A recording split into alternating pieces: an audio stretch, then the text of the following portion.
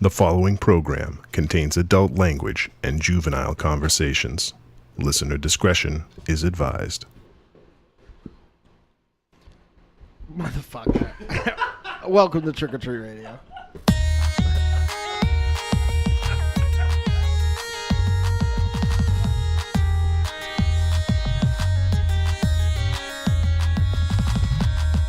Welcome all you little zombies. You're listening to Trick or Treat Radio, starring the Deadites.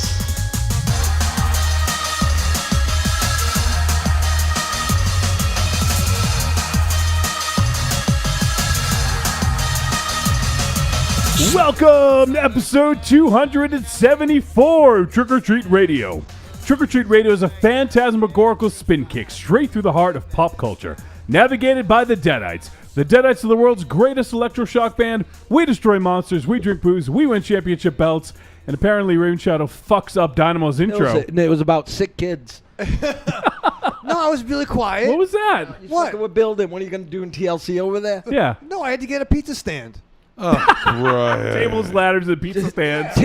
Tables, ladders, and calzones. Well, no, I didn't want to. I get anxiety. I don't want to put my pizza box on the floor because the Chain Gang used to record here. And I didn't want to cover your box, Johnny, so I thought you might want some pizza later on. I'm not going to eat during the show. I don't eat during the show. Well, I don't know what you do during breaks. I'm outside like a fucking grown-up. But Yeah, and I can move your box very easily. I'm a grown-up, too. All right, well, Do you think about that? you were really good at being a grown-up, too. Yeah. I can put the stand back. Dynamo can do the intro again. All this, We'll just start over. all this box talk is getting me hot. I know. May I, Johnny, just real quick? You may. The Extra Life is a charity that benefits the children. Wow, what a jerk you are, Raven Shadow. This is a friend of mine has a team in it for the fifth year, and basically what they do is they live stream video games, and they're They all probably a bunch use of funny XSplit. guys. They actually did. This charity hooks the players up with a free XSplit license, which makes me like XSplit even more. XSplit! Nice. I never get to do it. So It's fun, right? my buddy Brando, who y'all know, I jokingly call him my driver sometimes, but he helps me out quite a Is bit. it Marlon? No, Oh. he's a school teacher type person, and if you saw him, you'd think he was a school teacher type person because that's how he dresses all the time. Great guy, like a little brother to me, definitely like family. And him and his team are doing some of these live streams. Their goal is $10,000, which they already have before the day about $3,000. Whoa. Nice. That's awesome. Well, they kill it every single year, so they ridiculous. They tried to. I think they almost wanted to set themselves up almost to fail to try to have a really lofty goal, because they usually go into it with their goal already met. So I'm not gonna try to do the URL, but I'm gonna have Brando put it in the fib. His name's Brandon Wade, and if I see that you donated, I think there's a landing page. Once you donate it, I'll make sure you get some sort of digital Deadite swag, or we'll work something out, because this is really important to him. He works real hard at it, and everybody's like, playing video games for 24 hours. Do anything for 24 hours, motherfuckers. Anything at all. There's one thing I do better and more than anybody, and I can't even do that for 24 hours. I get dehydrated. My hands start to cramp. I could breathe for 24 hours. Well, actually, not if you tell a good enough joke. But yeah. So I'm gonna message him shortly for the live audience and make sure he puts the link in the on the fib. And like I said, anything I can do to help this guy out, and any shekels you have to throw this guy's way, I'd be much obliged. Yeah, that's awesome. And I know a bunch of people that have done these as well. Obviously they're doing it as a team, which is probably better. I know some people that do the whole 24 hours themselves, like our boy Wooberman did a 24-hour stream. It's fucking tough work, man. It's totally tough. I know it sounds funny to say tough work to play games for 24 hours, but it's a great cause, and even if you don't want to support this one, there are other ones. Sure, out there. for sure. So, and I don't know if he's doing it this year, so I might be speaking out of school. But last year, everybody that donated, Brandon did a custom mini for. Oh wow, that's awesome. Yeah. So and he's real that's another thing that he's renowned for in our friend group. If we stop to watch a movie Or you know how we have some friends that are always playing guitar no matter what or whatever. Like he has like a little tray that he'll set up, and it'll always be like while we're watching movies or playing Dungeons and Dragons. He's always making minis. So Nice. he's quite a little artisan of that. So I love you, Brandon. I hope this goes awesome. So That's amazing. Yeah. So just put the URL in the fib, and hopefully the good people of the Trick or Treat Radio heads and the Deadite Secret Twilight Society will make you smile, because the Deadite Secret Twilight Society makes me smile, and I make the Deadite Secret Twilight Society smiles. Smell. Huh? No, I don't smell. I do have these 3D. You don't smell. You I do have fucking these kidding me? 3D gummy Slurpee things. So 3D? Yeah. You put them on your eyes? I've had a terrible week, so I'm literally trying to kill myself with Yeah, you chocolate. got 3 diabetes. It's like, Yeah, so good. So let me get I to... may be living at Raven Shadow. yes. We got some questions in the chat room, but I want to quickly get to what we're doing tonight so that we get that out of the way. I don't want to forget. Sometimes we don't do it right away, we forget. But on tonight's show, we are going to be discussing the film Brawl in Cell Block 99, written and directed by S. Craig Zahler, the director of Bone Tomahawk. So, of course, we love that one, so I was super excited to see this, and I'm really excited to discuss it. So we'll be doing that if you're watching live.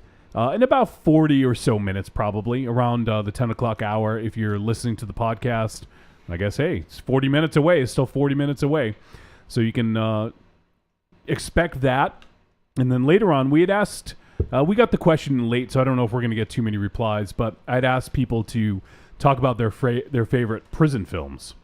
Ooh. So I know it's kind of a wide open sort of question, but if anyone listening live has not submitted their feedback and they want to, you can go ahead and send us your favorite prison films. You can send an email or a voice memo and then attach it, send it to podcast@trickortreatradio.com, or you can go to trickortreatradio.com and then click on the contact button and then leave a voicemail, and you can leave it right from there. I think that now works on most smartphones, where for a while it didn't, but I think it does now. So if you guys want to go ahead and leave a SpeakPipe voicemail, go to our website. They're not really a sponsor. These are adorable. What are they? Oh, the Little gummies. Slurpee gummies. Oh, little jelly Slurpees. Yeah, That's cute. So we're gonna get some feedback. We got some feedback from you guys. There's still some opportunity. We're filling up. We got a lot going on. So if you guys want to get something and get it in quick, and we'll play it later on. And I guess I'll go introduce everyone. I am Johnny Wolfenstein, the pencil pusher and producer of media for Trick or Treat Radio, the Deadites, and the Grand Guignol Network, and also one of the co-hosts of the Outside Corner Fantasy Baseball podcast, which is on hiatus right now because the baseball regular season is over. Shucks. So it is the World Series, and I know Raven Shadow is really excited about that. I am. I'm going to say big ups, go Dodgers, from my man Joshua Libre. Oh, yeah, there you go. Yeah. Yep, that's my team right now.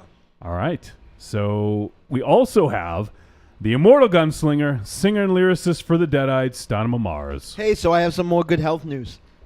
Oh, boy. Yeah. It's not. And by good, is this opposite day? Yeah. So it looks like your old Uncle Dynamo is going to go under the knife again. What? I've had like a small mark on my body that I thought was just the cyst or something. So when I went to the wound doctor finally to think they're just going to pull out the melon ball thing and remove it. Ooh. That was a great Neil Young album, right? Yeah. They go like the doctor is talking to me. Fucking no sell me, you Yeah. assholes. Wow. I was really struggling to yourself. remember what one it was. Mirror ball, Yes, right? Gotcha. yes. Thank you. It took a while. I thought that was Tom Petty, but you're right. So he's talking to me. He goes, I don't know. This doesn't look like a cyst, right? And at one point he goes, definitely not a cyst, right? I'm not very good with measurements, so maybe you guys can help me out, but I'll show you. I looked down, and you know those wooden Q-tip things that they have in the doctor's office? Yeah. He had it. And the mic. He had it this much in my abdomen. Ugh. Jesus. Yeah. He is, was that Oh. like 4 inches? Was that what it? Yeah. About 4 inches. So For, he's like, for "Yeah, those Jesus. playing along at home. Yeah, he goes, that's going to be a bigger surgery. So I don't know when that is, but it's, it's a thing. Have MZ perform it.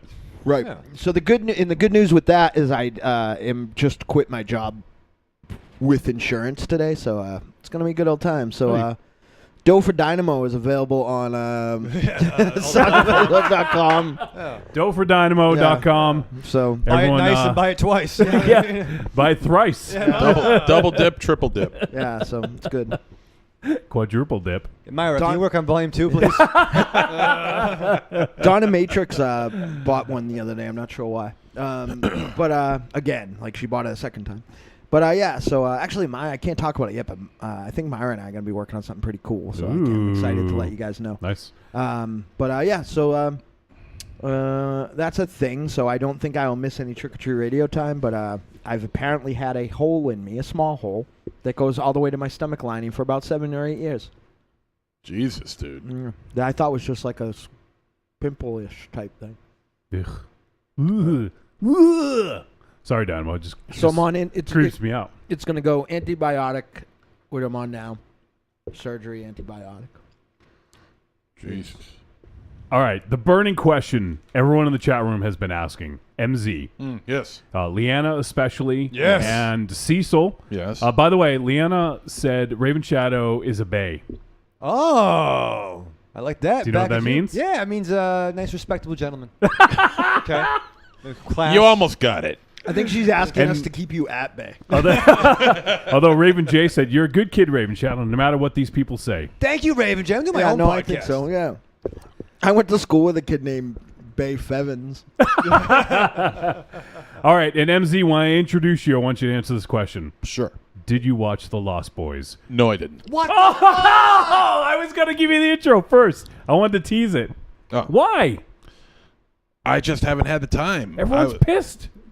They'll live, all right? Besides, No, we want the Lost Boys, I'll- not They'll Live. You know you've seen that one. They'll live. The sequel.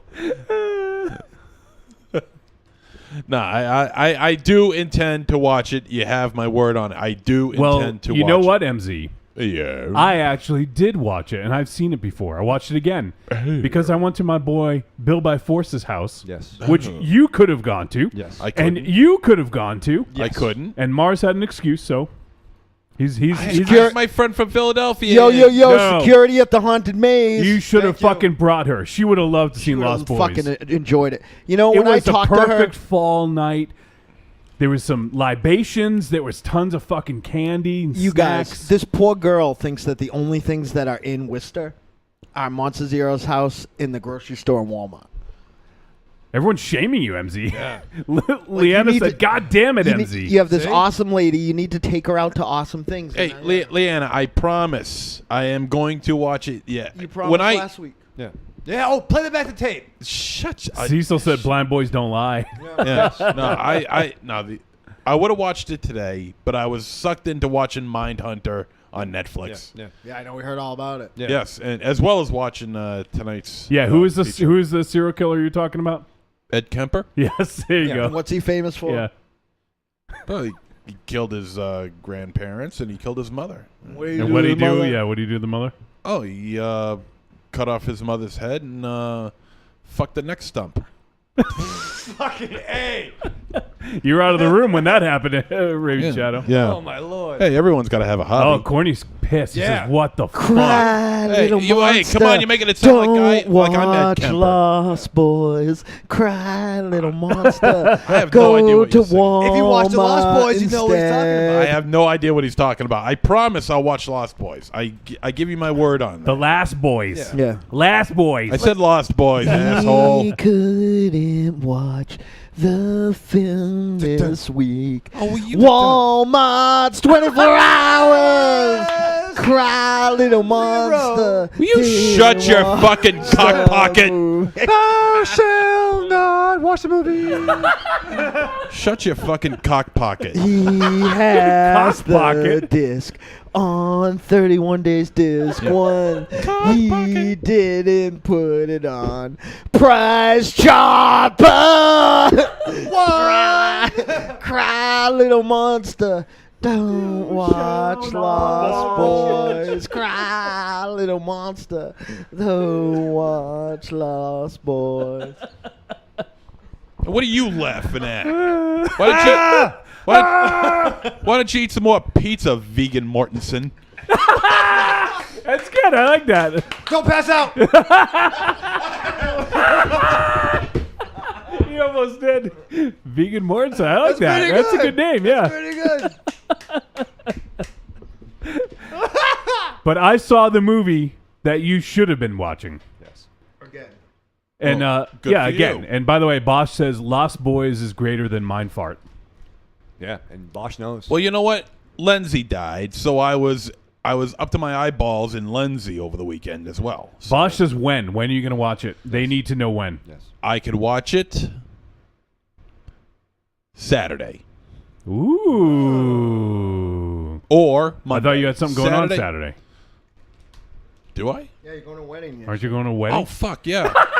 Well, you I know know what? his schedule better than he does. You know what? Well, then I guess the wedding's gonna have to be put on hold. Postponed. Yeah. Sorry, can't come to your wedding. I got to watch The Last Boys. I gotta go watch a movie that's 30 years old, just to appease everybody. No, because of that, I will watch it Monday. Corny says lashing out on everyone won't fix that problem. Thank you, Corny. All right, everyone.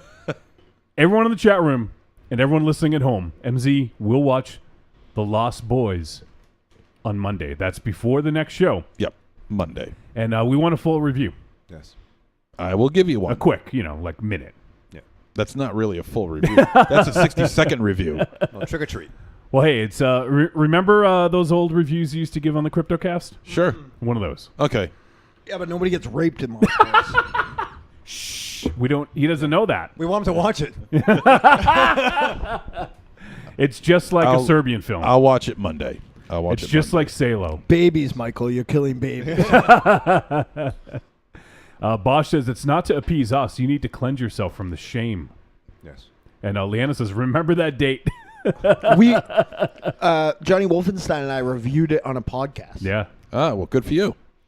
And you didn't meet Tim Capello. No, I saw him though. Again, if you had seen Lost Boys, you'd understand how fucking majestic and important he is. Okay. I can only equate it to what it's like to meet Thor. Yeah, pretty much. You know? What, from Rock and Roll Nightmare? No, from Asgard. Kung Fury. I would love to meet Thor from Rock and Roll Nightmare. me too, that's right.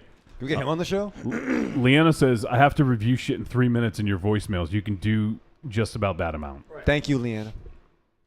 I'll do it. All right, he said he's going to do it, I'll everyone. do it. Just shut up. I'll Hold do him it. to it. All right, so did I introduce you? I don't even fucking know. The vulgar guru of horror, star Blood Pigs and Phoenix, and the upcoming Phoenix? Yes, penis. And the upcoming Morbid Tales, the also one-time contributor for Horror Hound magazine, Monster Zero. Hey, yo. We also have the chain-smoking, hand-kissing, baby-shaking, lorazepam-loving, comic book reading nerd, the official smoke chamber for Castle Wolfenstein, the pimp of promotions, the Italian rapscallion, and Liana's Bay, Michael Ravenshadow. Yeah, here we go. That's a good intro there. That's nice. And I have seen The Lost Boys. I had the soundtrack on cassette. And I got a new poster framed over the Rock and Shock weekend. Yeah. You got it up at the bar? I'm getting it. No, it should be my sexy speakeasy. Ooh. Whoa, I need a chat room girlfriend. Things are going poorly in real life. Yeah, Ms. M was your adversary last week in the that chat was room. bad. Yeah. Screwed the pooch. I'd never seen that happen. Yeah, I know. Usually, I didn't see that coming. Usually, like I can get away with just about anything, but like I don't know. She was mad at me still from the show, and I'm not sure why. All right. So Well, that's it, right? We're done yeah, with that's it. We're done. We were going to talk about something. I totally forgot what it was. I was going to ask you about Lost Boys. In my defense, Monster Zero ate some of these. That's gone already? Yeah. I had 3. There was only 6, I think. How big are they? Here.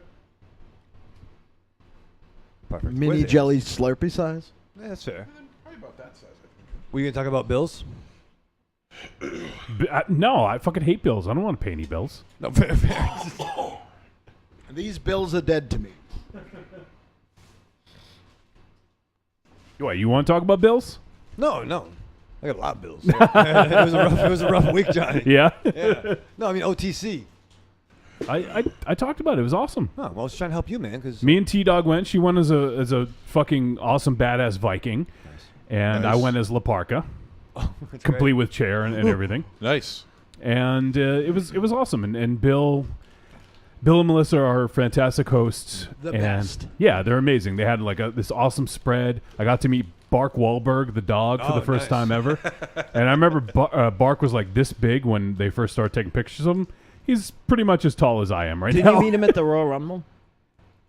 Was he there? Yeah. Oh, he was tiny then. Yeah, that's right. That's right. No, Tiny's a guy. Yeah.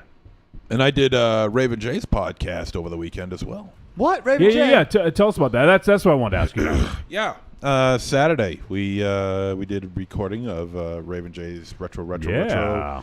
podcast, and I was on Still for not on Stitcher. roughly about 2 hours. And we just shot the shit about horror and, what got us into horror and, just standard questions and a lengthy discussion about the state of horrors today and, what we enjoyed back then and how we got to become the horror fans that we are now and things like that. So, no, it was an enjoyable time. I had a blast talking That to him. dude's the best. Bet your ass. Yeah. And everyone go. Let me pull up the episode number while Yeah. you finish. Okay. Talking about it. And I just had a great time talking to him. It was fun. It was fun just laying back and just talking about shit instead of being overly philosophical about things. And On what show do you do that? Raven J says Retro 3 on iTunes. That's the number 3. So look for Yes. Retro 3 on iTunes. I'm subscribed. Yeah, I downloaded it. I just haven't got around to it. I was listening. I'm still on last week's Cult of Muscle, and man, I'm so behind on podcasts. Here's my question. Did you say nice stuff about us? Like I always say nice stuff about everyone when I'm on another show. No. Especially Wolfie. Good. Yeah, you mean Vegan Mortensen? I always say Yeah, nice stuff about Wolfie. I ripped into Wolfie. Did you say bad things about me? I might have, but I don't think so. Fucking No, asshole. I think you might have been the only one that got away. What'd you say about me, asshole? By the way, it's episode 86, Retro 3, October 2017. Yeah, And sounds about right. It's Trick or Treat Radio length, 3.5 hours. So give it a listen. Raven J does some good work over there. It's fun. So I think it was Raven Shadow and Wolfie that I talked about. I think I left you alone. I'm gonna fucking be on. I really don't remember I'm it. gonna be on Punch Farm for a fucking month, and I'm gonna say something bad about you every time. Go right ahead. And hey guys, we have a new Enjoy. We have a new person hanging out in the chat room. It's Eddie, and Eddie says, "Afraid I'm fresh fish to the chat, gents. I assume the rules are talk correct or get RAPED'd." Oh my god! Oh boy! Can Eddie. we use that word? I feel a little weird using it after our conversation last week. Yeah, humbled. Yeah, you will get do the Sheik. What does the Sheik say, MZ? Fuck. And fuck the Hulk Hogan. Oh, make you humble. Make you humble. Make you humble. Yeah. Break your back. Fuck your ass and make you humble. There you go. So why didn't you break the? And the poor Miss Elizabeth. Why didn't you break the B. Brian Blair's back? Oh yeah. And fuck that B. Brian Blair. That motherfucker. So Son of a bitch. I think I got a nickname. I got a nickname, Humble Eddie. Yeah. Huh? What do you guys think? Yeah. Is that? Hopefully Eddie likes it. Yeah. Why can't we just call him Eddie? Why does it have to be Humble Eddie? Because everyone needs a nickname. How about Eddie the Humbler? How do we He know? could be Eddie anywhere else. Yeah. What about Humble Stillskin? No, that's a whole different word. That's humble still. That's pretty funny. You're What good about tonight. Rumple Foreskin? Ooh. How about he? Humble Fish. Was that a movie by? Humble. How do we know he's not Eddie from the Iron Maiden record covers? Or how about Ready to Humble? Ready to Or Eddie from the fucking Iron Maiden comic that with a discount I'm paying $5 a piece for, and I know I'm gonna Yeah. be pissed off. We're still working on it, Ed. We're gonna figure it out. Oh shit. Raven Shadow, speaking of comics, Raven Shadow will be happy to know, just like nothing happened, started subscribing to Captain America again. Did you? Yeah. Did it even come out yet? I was getting it originally when He's he was no longer German. Yeah, I was getting it originally when he was the Falcon, but like I don't know, like Nick Spencer was just letting me down, so I was just like, I don't care about this. I certainly don't care about fucking old man, shit. Steve Rogers, The Secret Empire, any of that. Like, Yeah. Humble Eddie also is in the MZ Club of Shame. He hasn't seen Lost Boys. Thank you. It's not your fault, Ed. Okay, listen, there's a lot of Eddie, movies and a lot of Eddie. entertainment options. Eddie, we're a kindred spirit, you and I. Don't fucking think you're friends with Eddie. So We're fucking intertwined quickly, all like right? this, you know? Don't speak for Eddie. We're intertwined like this. Same. Way to go. Jesus Christ, Mars. That's how mad I am. You're not mad. Eddie, you should have fucking saw that movie around the time Killers came out. What movie? Eddie, don't worry about it. Lost Boys. Don't worry about it because come Monday, you're going to be the only one At around very in this least, whole when group Number of the Beast not came to out. watch Lost Boys. Because I'll watch it Monday. How do you know I watched it? I know you've watched it. You don't gotta You watch brag that about it. You brag that you watch every movie on planet Earth, with the exception of Butt Crack. that's But weird. you've seen that, so we can't count that. That's a weird thing that I don't know that I do. Every movie on planet Earth. Pretty much. Yeah, when like. I wonder how many movies there are that have ever been made. Well, I watched them all. Why don't you ask me? Ask the master. You know. Yeah, I know. I watched all the movies. A lot of Bollywood films.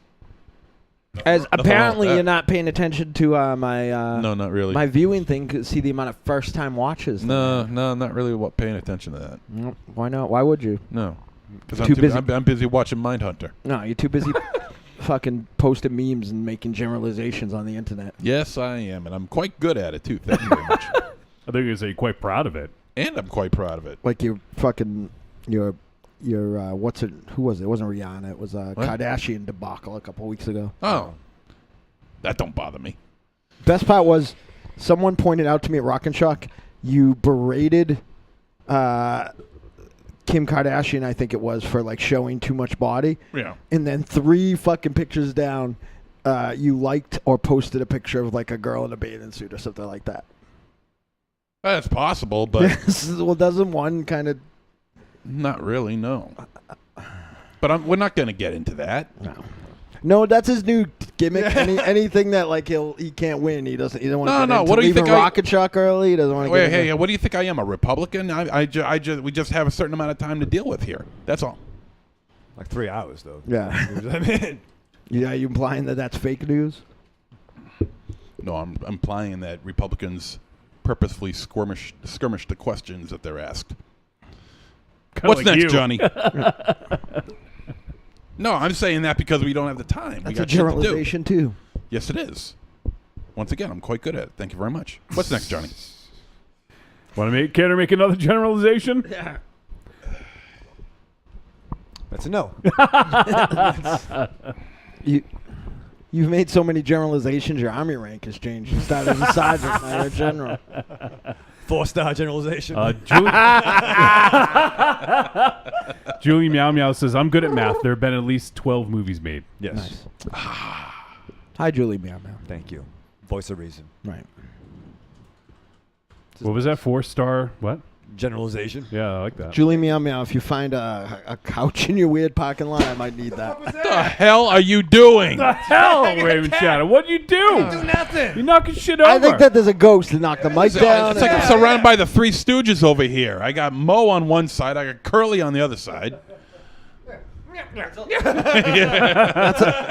That's only 2, Math Maniac. And there's Larry. Where's Shemp? Shemp is out doing vaudeville. Wow. Well, yeah. He's out doing vaudeville. How about that, Raven Shadow? He's out doing vaudeville and starring in Abbott and Costello movies. My God. Julie Meow Meow says, just a unicycle right now, Mars. Can I sleep on it? Will it give me shelter in the cold? Try. So we're going to connect up with someone, but looks like that person. It was just going to be a quick little thing. That's why I didn't really mention it. But looks like they're having some issues. Do we know who it is or is it a surprise? Well, it's not really a big surprise. Huh. Does I everyone know- was just going Oh, to connect up and then then it's somebody introduce that we them. know. That's someone we've had on before. Well, who can So say? you guys, my special lady friend is meeting up with an old friend of hers that's very handsome, and I'm pretty sure it's fucking the end of me. Oh yeah, you can't. Yeah, I'm done. That's not good. No. Because, like I saw a picture of him, he still looks the fucking same. And I don't know if you've been paying attention. No. Don't look the same. No. Yeah, I'm done. Should we all go there? No, I think might as well just go to your house now. All right. Yeah. He does have room. Yeah, it's all painted. Right? I got two. Really? Yeah. Wow, look at you being the handyman. Seriously, man, I'm gonna have an exciting Trick or Treat Radio little party soon. I'll get to snap the carrot in the same room that Murph snapped the carrot. That's true. Perfect. I think we should all do that at the same time in one room. Sorry, Paint the walls ourselves. sorry, Bosch. It's unfortunately not Can Evernall. I can say that. He says, "Tell me it's going to be Can Evernall, and y'all going to talk about Housewife or not." Yes. It's unfortunately not. I would love to get Can on the show sometime because, man, that dude is fucking awesome, and I'm super excited for Housewife. Yeah. Have you guys seen the trailer? Yes. I try not to watch trailers. Did you hear on the news? Yeah, people are pissed about it. That's why. I don't want any more reasons to be upset. All right. Well, it looks like the person's not responding, so it may not happen. So, what else can we talk about? Oh, I want to mention this early. I don't want to forget. Yes. But on Sunday, Sunday. October 29th. That is, if you're listening live, At the Worcester Centrum. that's a few days from now. That's just like 4 days from now. We are going to be recording. Yes, you heard that right. Recording. We don't stream this one live. We're doing our Halloween episode, the extra special Halloween special. Volume 4, I think. No, it's 6, dude. For real? Yeah. Yeah. Wow. God damn. Some of these was must have been It's- fucking terrible It's because I don't the remember single 6th annual extra special Halloween There's special. the one where we pretty much gang raped Monster Zero about Whoa. his taste in movies. Gang humbled. Gang humbled. Gang humbled. There was the one where we. I'm proud of you, Raven Shadow. See? There's the one where we did the tournament bracket thing. We did the playlist twice. No, 3 times actually. We Oh, did really? the playlist. Yeah, we did alternating years. We did 1st, 3rd, and 5th, I think. We had Jeff Jarrett. No. Johnny John Jarrett. Jarrett. Jeff Jarrett. Raven Double Shadow. J. Raven Shadow. Don't piss me off. I tried really hard not to say Jeff Jarrett too. I tried to get the right Jarrett. So what we're gonna do for the Halloween show? We typically have a lot of voicemails. So if you guys want to, we need to obviously get these in before Sunday the 29th. So if you would like to get your voicemail in, there's gonna be 3 topics. One that's gonna be the bulk of the show, and that is we're going to be planning out. This is just hypothetical as of now. Who knows? Maybe it'll be a reality one day. But we're going to be doing the Trick or Treat Radio Halloween Film Festival. So we're basically going to program our own festival. Each of us is going to pick 5 films. We're going to bring them to the table, and we're going to pare it down to 13. As we typically do, we like to have the top 13 stuff. So we're going to do top 13, and everyone comes up with 5 films. And you guys out there, if you don't have to do 5. If you want to, just do a double feature. What would be your double feature? Or if you want, you can do 5. And let us know, podcast@trickortreatradio.com. Send a voice memo, send an email, or a voicemail on trickortreatradio.com. We should make up 5 movies that don't exist. We could? Like Hobbit with a shotgun? Yeah, But exactly. horror ones. All right. So, Like the elevator pitch that Murph had on his new podcast, Late Night Driving, the other day. Yes. You ready? Midnight Drive. Midnight Driving, sorry. You ready? Kevin McAllister versus Gremlins. Home Alone versus Gremlins. Yep. That's pretty good. Yeah, right? Sold. Yeah, man, that's good. Johnny, you can direct that. Okay, sure. So that's going to be the bulk of the show. Is we're going to program your own film fest. If you want to just pick 2, do a double feature. If you want to do more, you can choose up to 5. So go ahead and send in your voicemails for that. Also, we're going to do two other quick topics. Favorite Halloween memories, whether you dressed as a Bible or something cool like a ninja. I remember one Halloween where I No, dressed. save them. I dressed like Jason, Michael Myers, and threw a thing of mud at people. Oh no, wait, that was him too. And also, we had a great thread. I believe it was Julie Meow Meows that posted it, and it was the best kills in a horror movie. So we're also going to have that as sort of a real quick discussion. So we got favorite kills in a horror movie. We have favorite Halloween memories, and then we also have the Trick or Treat Radio Halloween Film Festival. Program it, and then we're also leaving out the Halloween movies and Trick or Treat. If you guys want to put them in, Right. go for it. But we're going to leave those out because it's low-hanging fruit. Now, you guys, we don't generally give, we usually take things down to the wire, but, get this in because we have other Deadites engagements on that evening. So we don't want to not be able to play your, we're on a time limit, which we usually don't put ourselves on. So, make sure you get these in so we're ready for them. Yeah, 'Cause we can't actually go do have- 7 hours long. We actually do have a hard cutoff on that. So we have like 2.5 hours to record. We got to get it in. So if you guys if you do want to get feedback in for the Halloween, the extra special Halloween special, then please get that in before Sunday. So Sunday. Saturday would be good so I can plan ahead. Yeah. So, and we're also, I guess I'll mention, we're also going to do a Halloween. Don't do it. No? No, don't do it. All right, we're going to do something else for Halloween. We got something in the works. Look at all the fucking volatile situations that you have.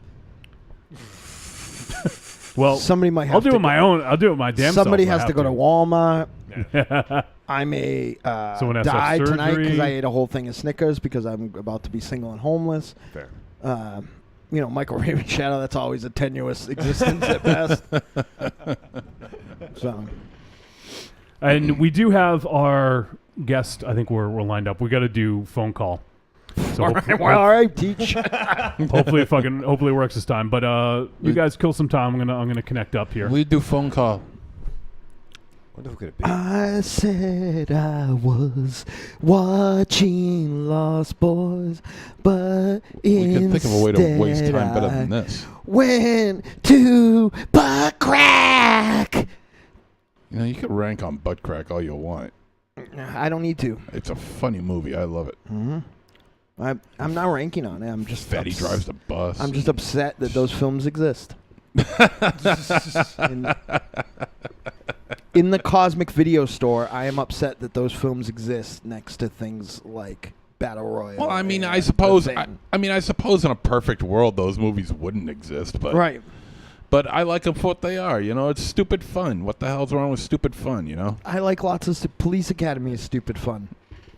Yes, it is. One Crazy Summer is stupid fun. Yes, it is. Butt crack is just stupid.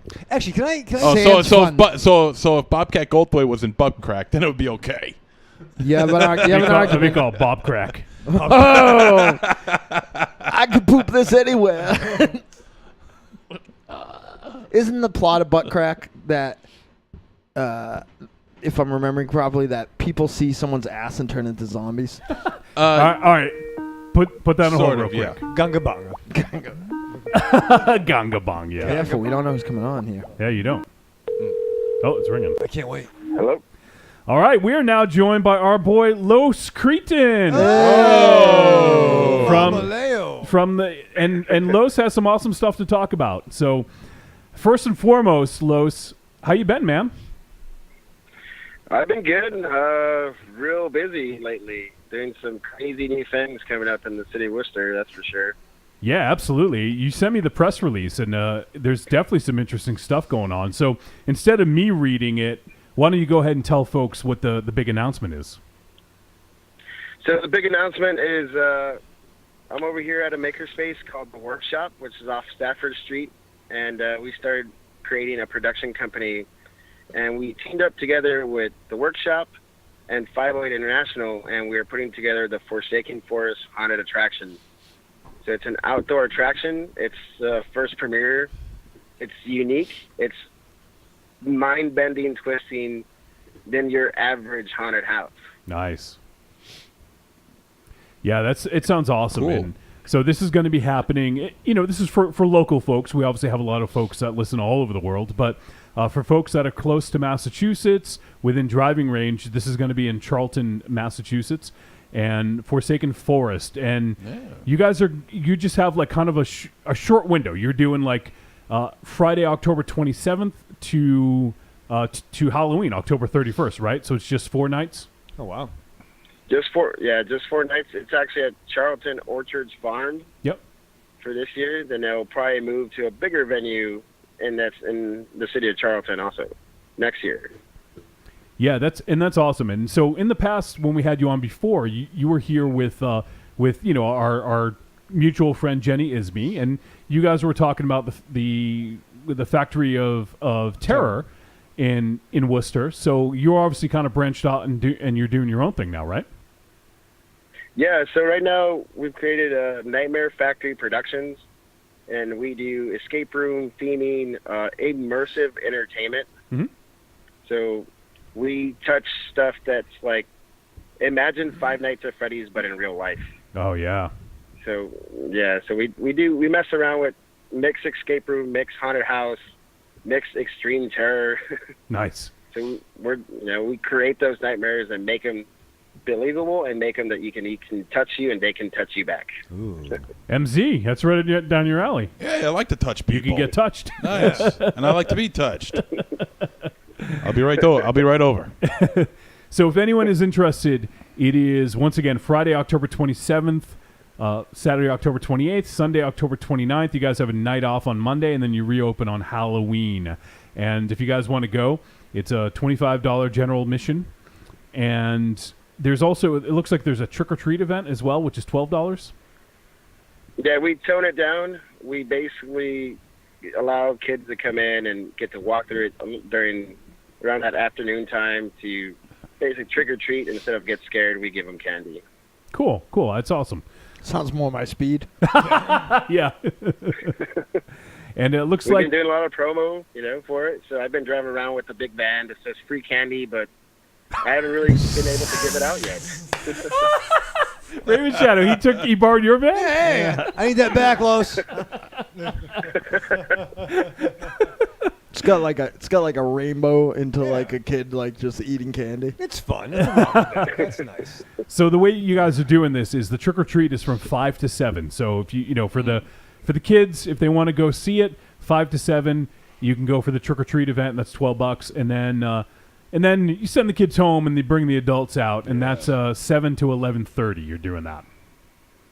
Yes, we're completely doing it. It gives us enough time buffer in between to basically start our summonings to basically bring all the demons alive. Nice.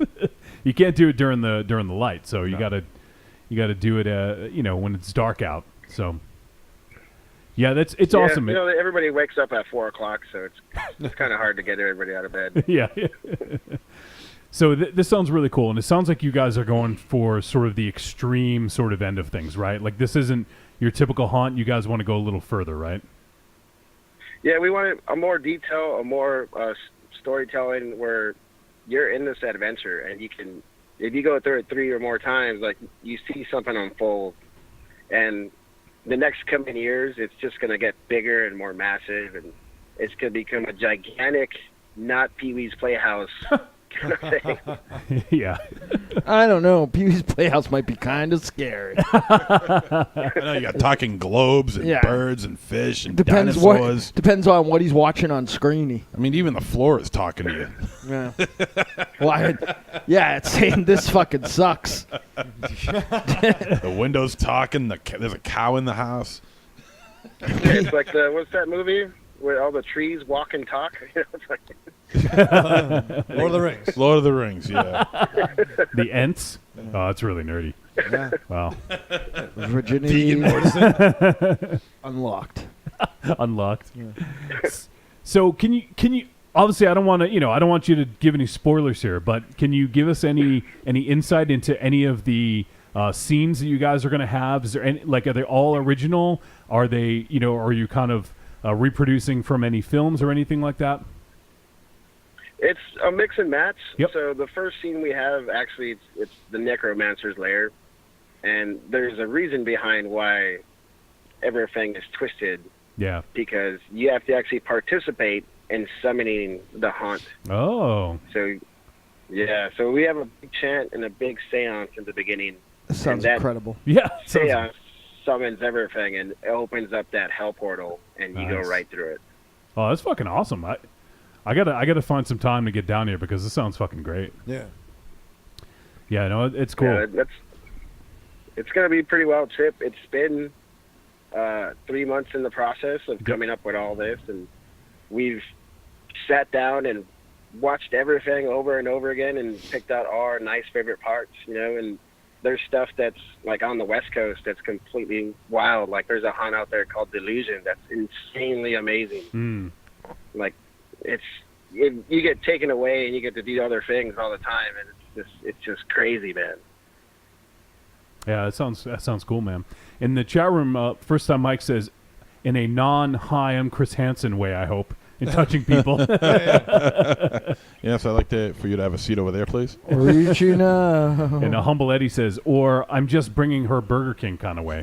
Would you feel more comfortable wearing a towel? Yeah. And, humble Eddie says, real trees down real walks. Well, at least we know he's listened. Yeah. Eddie may be a first-time caller, long-time listener apparently. So this sounds super cool. And if this is something you can divulge, how big is the cast for the haunt? So we're keeping the cast a little bit unknown. Okay, good. Why? Yep. Because we don't want everybody to know what's actually coming after you. Yeah, that's cool. That's smart. Yeah.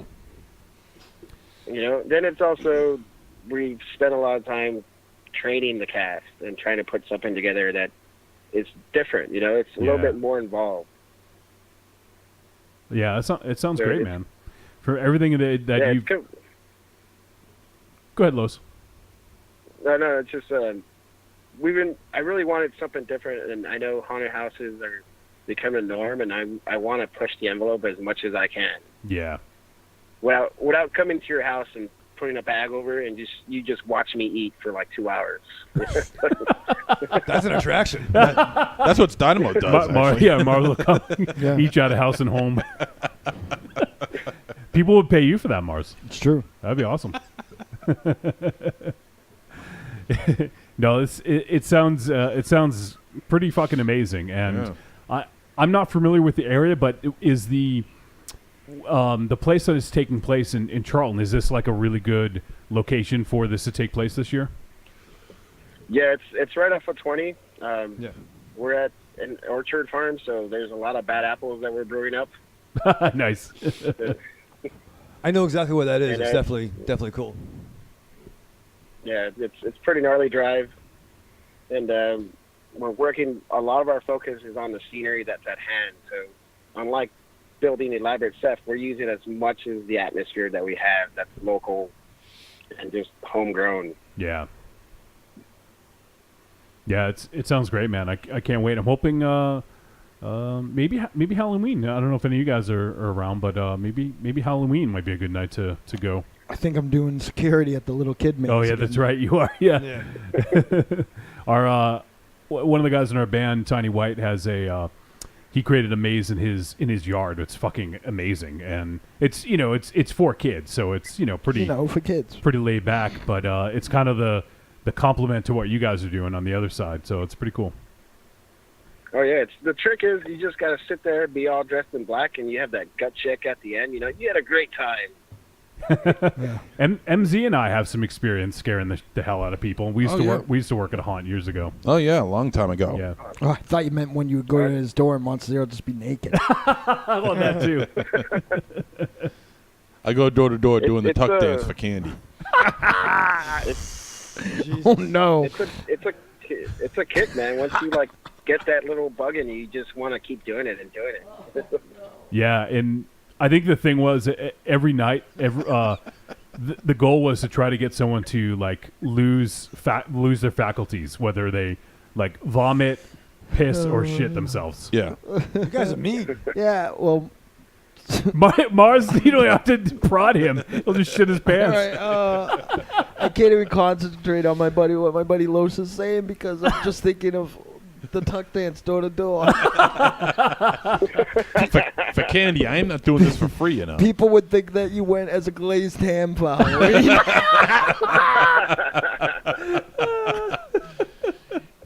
You hairless abomination.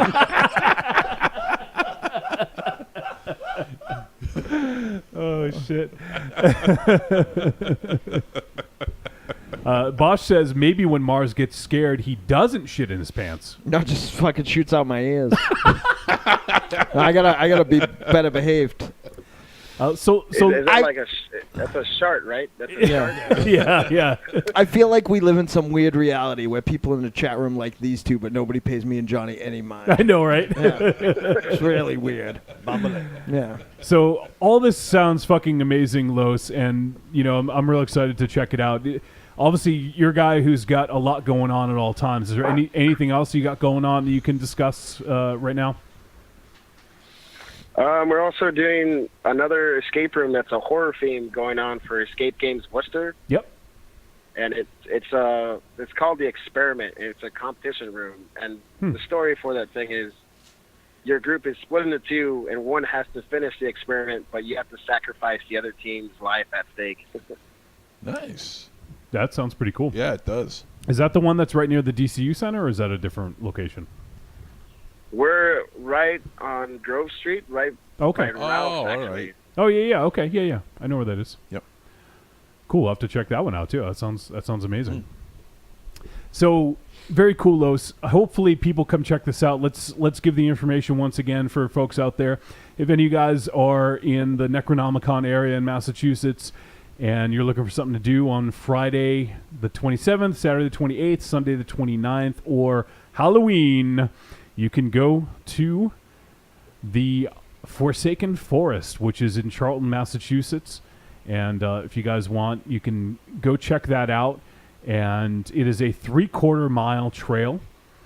And tickets are $25. And if you want to go to the trick or treat event, that is from 5 to 7, and that's $12 for all the kiddies.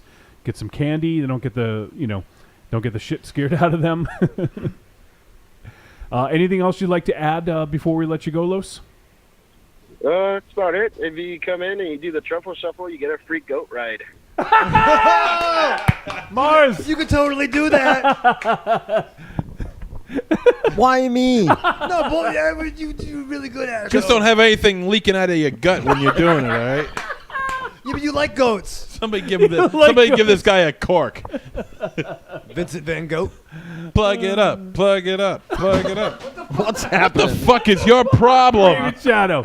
Keep that stuff on the floor, you idiot. I was just sitting here. Are you drinking again? I'm not drinking. I got fucking water. It sucks. No, the air conditioner is drinking. Yeah, it's a fucking drunk fucking AC. I'll tell you that. Oh, man. All right, Los. Well, thanks for your time, man. And this sounds really cool. Hopefully, I get a chance to check it out. And as always, if you have anything going on you want to plug or talk about, let us know. Looking forward to checking out that escape room as well. That sounds really awesome. When does that open, by the way? The escape room is going to open hopefully here in the next 2-3 weeks. Okay, We're cool. Just working out the bugs. Yeah. Trying to get all the medical experiments back in their cages, and then from there we just unleash it, man. That sounds amazing. So everyone, if you want to go check this out, and also you guys have what's the best place to get information? Is there like a social media link or or a website that people can get information if they need it? For the Forsaken Forest, you can find us at there's a Forsaken Forest event page, or at 508 International, or at theworkshop.com.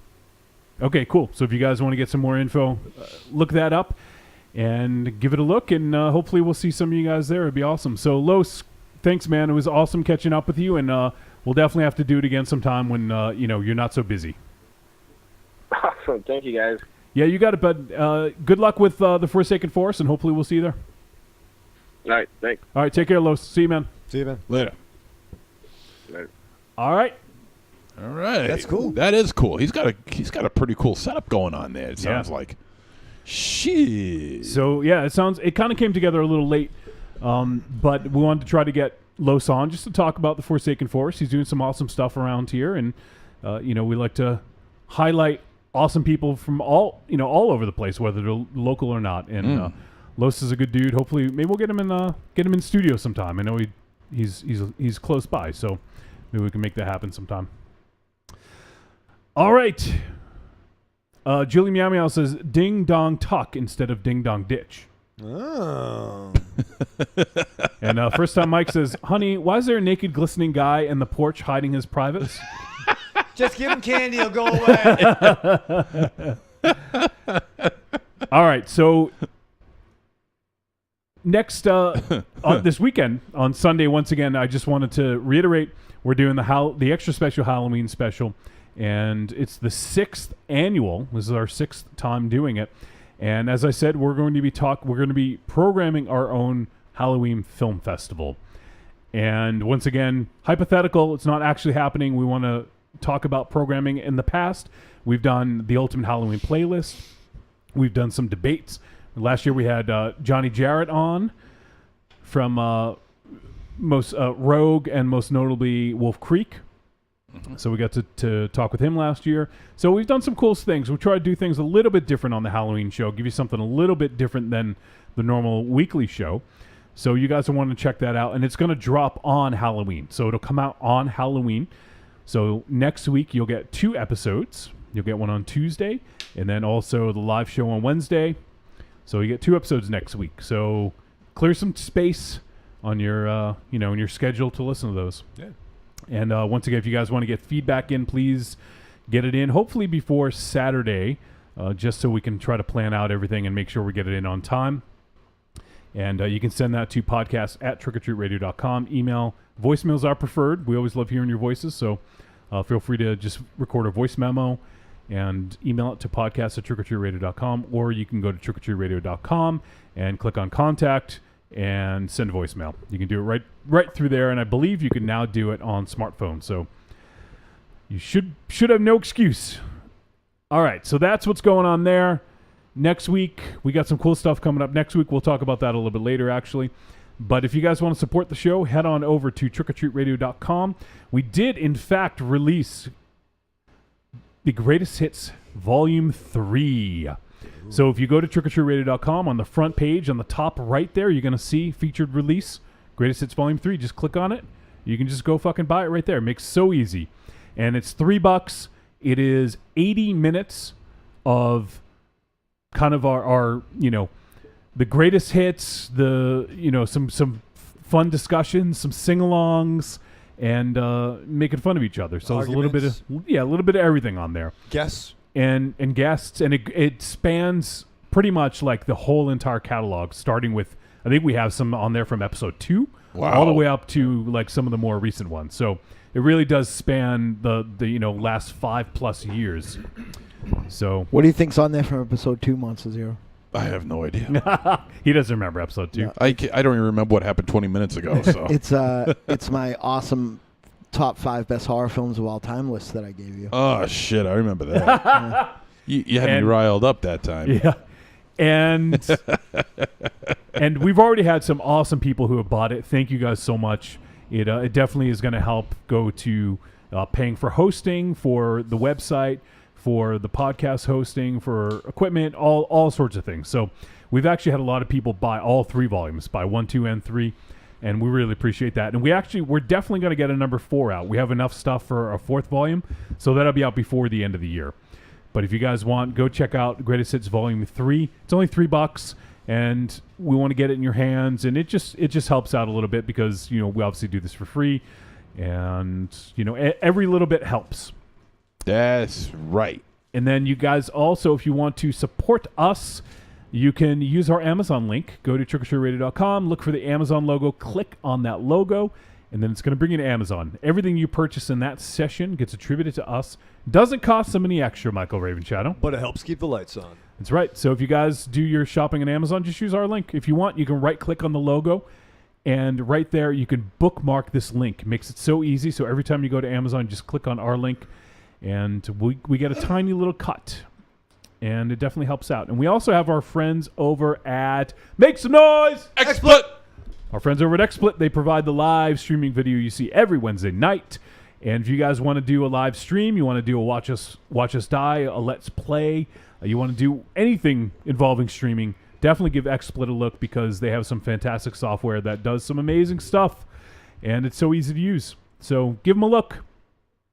And Michael Ravenshadow. Yes. Who I don't think got introduced. No, he did. Are you sure? I think I did. He did. He got a good one because I said Thank you for thinking about me, partner. Leanna's Bay. Remember? Oh, yeah, yeah. that fucking Can we sucks. play That's that bad. part again? No. Wow, that's the best part. I like that.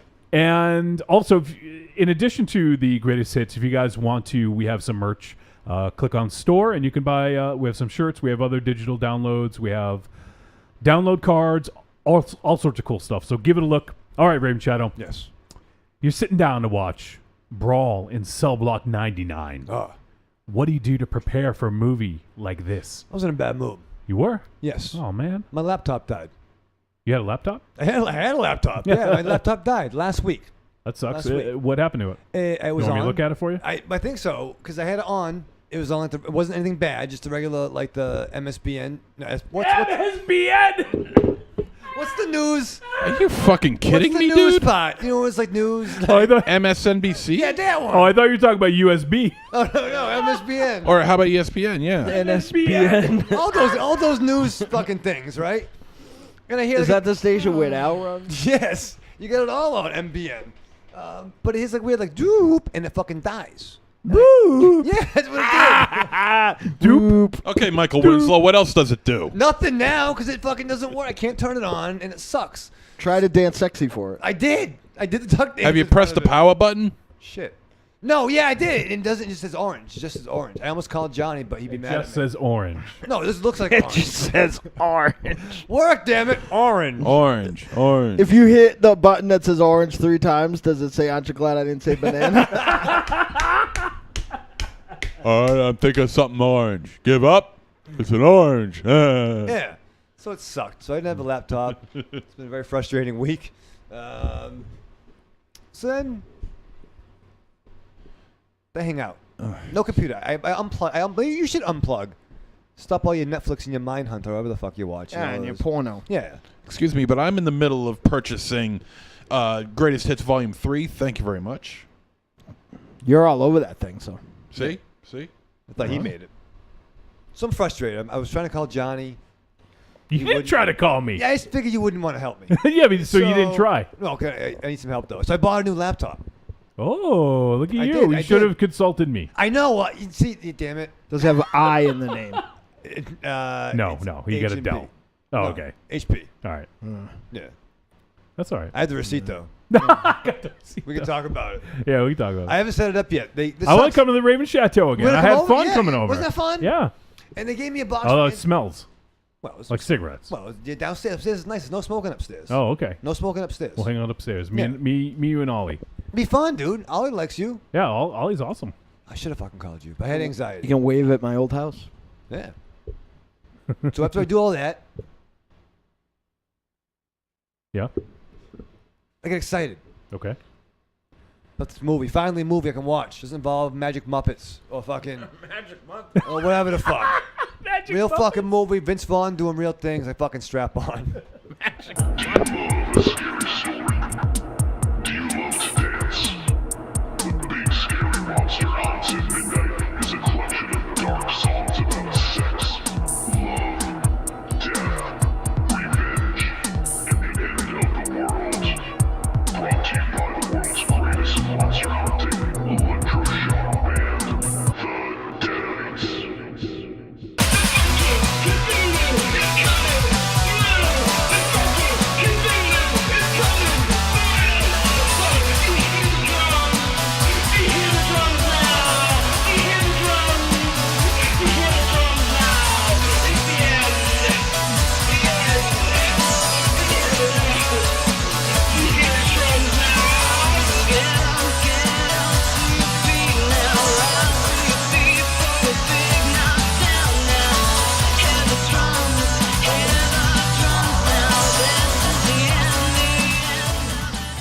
Available on iTunes, Google Music, Amazon, CD Baby, and all other digital distribution sites. Hey, you matzo heads. This is Larry Fine, and you're listening to Trick or Treat Radio. I will be Burble. What's up, y'all? It's me, the Yeti. Telling all the ladies that they couldn't be more fine and that we should knock those boots like Frankenstein. When I want to get my nerd on, I go to Facebook and I go to the Trick or Treat Radio Facebook group. That's the place where I get to talk about all the hip new horror movies, all the cool comics, Like comics. RPGs, video games, you name it, we're talking about shit on there. And you could not be any cooler if you were the coolest kid in school. Be the first kid on your block to swing their cock over at the Trick or Treat Radio Facebook group. Just go to Facebook, search for Trick or Treat Radio, ask to join, and it's like Nerd Nirvana, baby, without the shotgun blast. This is the Yeti, signing out. See you at the Trick or Treat Radio Facebook group. Follow us on Twitter at The Deadites, TheDeadites.com, and TrickOrTreatRadio.com.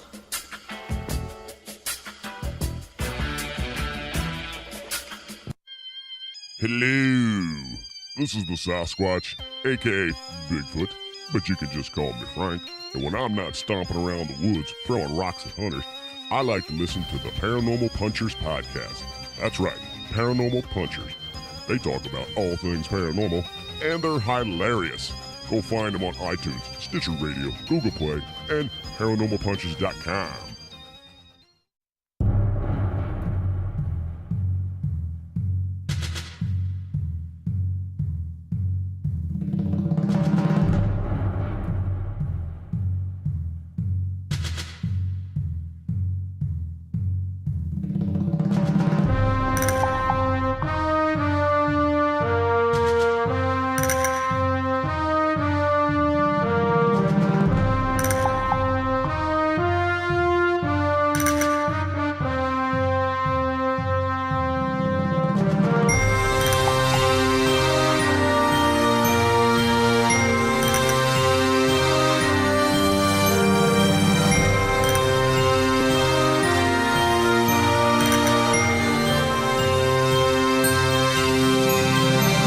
All right, we're back at Trick or Treat Radio. Hello, everybody. We are back.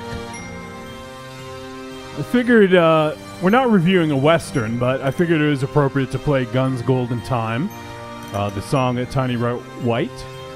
Tiny White wrote. That's tougher to say than you think. Tiny White wrote. Tiny Yes. White wrote. Tiny White wrote. Tiny White wrote. See? Oh, sure. It only took 4 times. So, I figured it was appropriate since S. Craig Zahler wrote and directed the awesome Bone Tomahawk. Yes. Bone Tomahawk, which we reviewed very favorably 2 years ago. Has it been that long? Yeah. Damn. I'll have to look. We were still in the old studio at that point, huh? Yeah, we were. Yeah. Jesus. I wonder where it ended up on our top list. It was pretty high. I know. I want to say top 3. I listed it at number 2. I know. I remember because my number 2 was Bone Tomahawk. Number 1 was Ex Machina. Ah, yes. I remember that. Let me see if I can find that. We have top films of the year. I think it was 2015. Yeah, it would be 2015. Ah, it was number 3 For you? on the master list. Oh, okay. All right. Number 3 on the master list. That year was The Editor, number 1. What We Do in the Shadows, number 2. And Bone Tomahawk, number 3. Yes. And then Ex Machina was number 4. Yes. So yes, we very much enjoyed Bone Tomahawk. For me, it was my 7th. But that was a good year. Yeah, that was a tough year. For Raven Shadow, he had it number 5. You had it number 2. And Mars had it number 9. So there you go. Yeah. And we could go on and on talking about Bone Tomahawk and S. Craig Zahler for that matter. I think we might have mentioned some of this stuff previously when we reviewed Bone Tomahawk, but one thing I thought was interesting is that S. Craig Zahler has written about 20 scripts Yeah. that have been optioned for films, and none of them got fucking made. For years and years and years. One got made, but it was like a, I want to say it was like Belgian film or something. Yeah, like I remember that being discussed when we were reviewing Bone Tomahawk. And Yeah. So I think what happened was he just finally was like, "Fuck this! None of my scripts are getting made. I'm going to try and do it myself." And he did Bone Tomahawk, and there were some producers who took a big risk on him. One of them actually, I read, remortgaged his house to get the money to make Bone Tomahawk. Yeah. Which I'm is not surprised. Pretty fucking crazy. That's a ballsy fucking move to make too. You know. Yeah. Because that's what Lloyd Kaufman did that. He put a second mortgage on his house to fund Poultrygeist. Yep. And apparently it worked out well for him. So there was it's a gamble that you take, and Now sleeping hopefully at it Raven all works out Shadows. for you. Hopefully it all works out, and it seems to work out for Lloyd, and also worked out well for S. Craig. And I found out that his first name is actually Stephen. That's what the S stands for. So S. it's Stephen Craig Zahler. Okay, because I just didn't want to call we'll him continue S, to call him. Yeah, I don't know if like Do we you call him him S? You call him S. Craig, Mr. Zahler to you. If you're nasty. So it looks like, Asylum Blackout was the first film that he got made, and that was a 2011 horror film directed by Alexander Cortez. It's not a bad little movie. Have you seen it? Yeah. Oh, okay, cool. And he's also, I didn't know this. I don't think I knew this when we reviewed Bone Tomahawk, but he's written a bunch of novels too. And actually, Drive Jack and Mark told me he's reading one of his novels right now. So he's got 5 novels out there. And he's worked on 5 feature films, 2 of which he's directed that have come out. And he just wrapped on another one called Dragged Across Concrete. He's rapping now? He wrapped the shoot. He finished shooting the next film, Raven Shadow. I thought it was like- You know this fucking lingo? Yo, we're gonna talk. Check out my Bone Tomahawk. So his upcoming flick that he just finished shooting Thank you. is Dragged Across Concrete, and it features Mel Gibson and Vince Vaughn. Oh my God. Shit. And also Jennifer Carpenter, who is also in this movie, and Laurie Holden is also in it. Oh, wow. And Michael Jai White. Whoa. Yeah. Black Dynamite himself. Yeah. And Laurie Holden from Andrea from The Walking Dead. And from the amazing Undisputed films as well. by the yes. way. BTW. And this movie sounds fucking great. I can't wait to see Dragged Across Concrete. So Seems like the title of this film just got rid of all the pretense. yeah, from the rest of yeah, I know, right? yeah, absolutely. On the nose. Right? Yeah. You don't really need to see the film. Just read the title. And Oh you know no, what you it's got to about. see the film with this dude. I fucking love Oh, I this believe dude. it. You got to see the film. And also, I didn't know this, but he is also a musician. Well, he scores. See? He scores his films. So I didn't know that. But he actually is in a black metal band. I did know that. We talked You did? about it during Bone Jesus. Tomahawk. Oh, we did. Okay, I must have forgot about that. But Well, Brian told us when he was on. I know which is crazy because so is Brian. Brian also plays black metal. They have like a Yeah. lot of parallels Oh, man. there between them. They're like best friends now. But the bands, he has a band called Binary Reptile, which is basically his collaboration with Jeff Harriet, who he scored Bone Tomahawk with. And he has 2 bands. One's called Realm Builder and Charnel Valley. Or Carnal, I think it's Carnal Valley, whatever. So, he's a drummer in those bands, and he also wrote a lot of the lyrics, I suppose, which would make sense. I mean, the guy writes fucking great movies. I'm sure he writes amazing lyrics.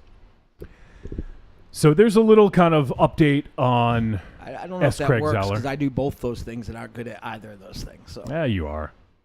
You just don't think you are. well, I only need to look as far as my bank accounts are. All right, let me take a look at the chat room here. There's some talk going on here.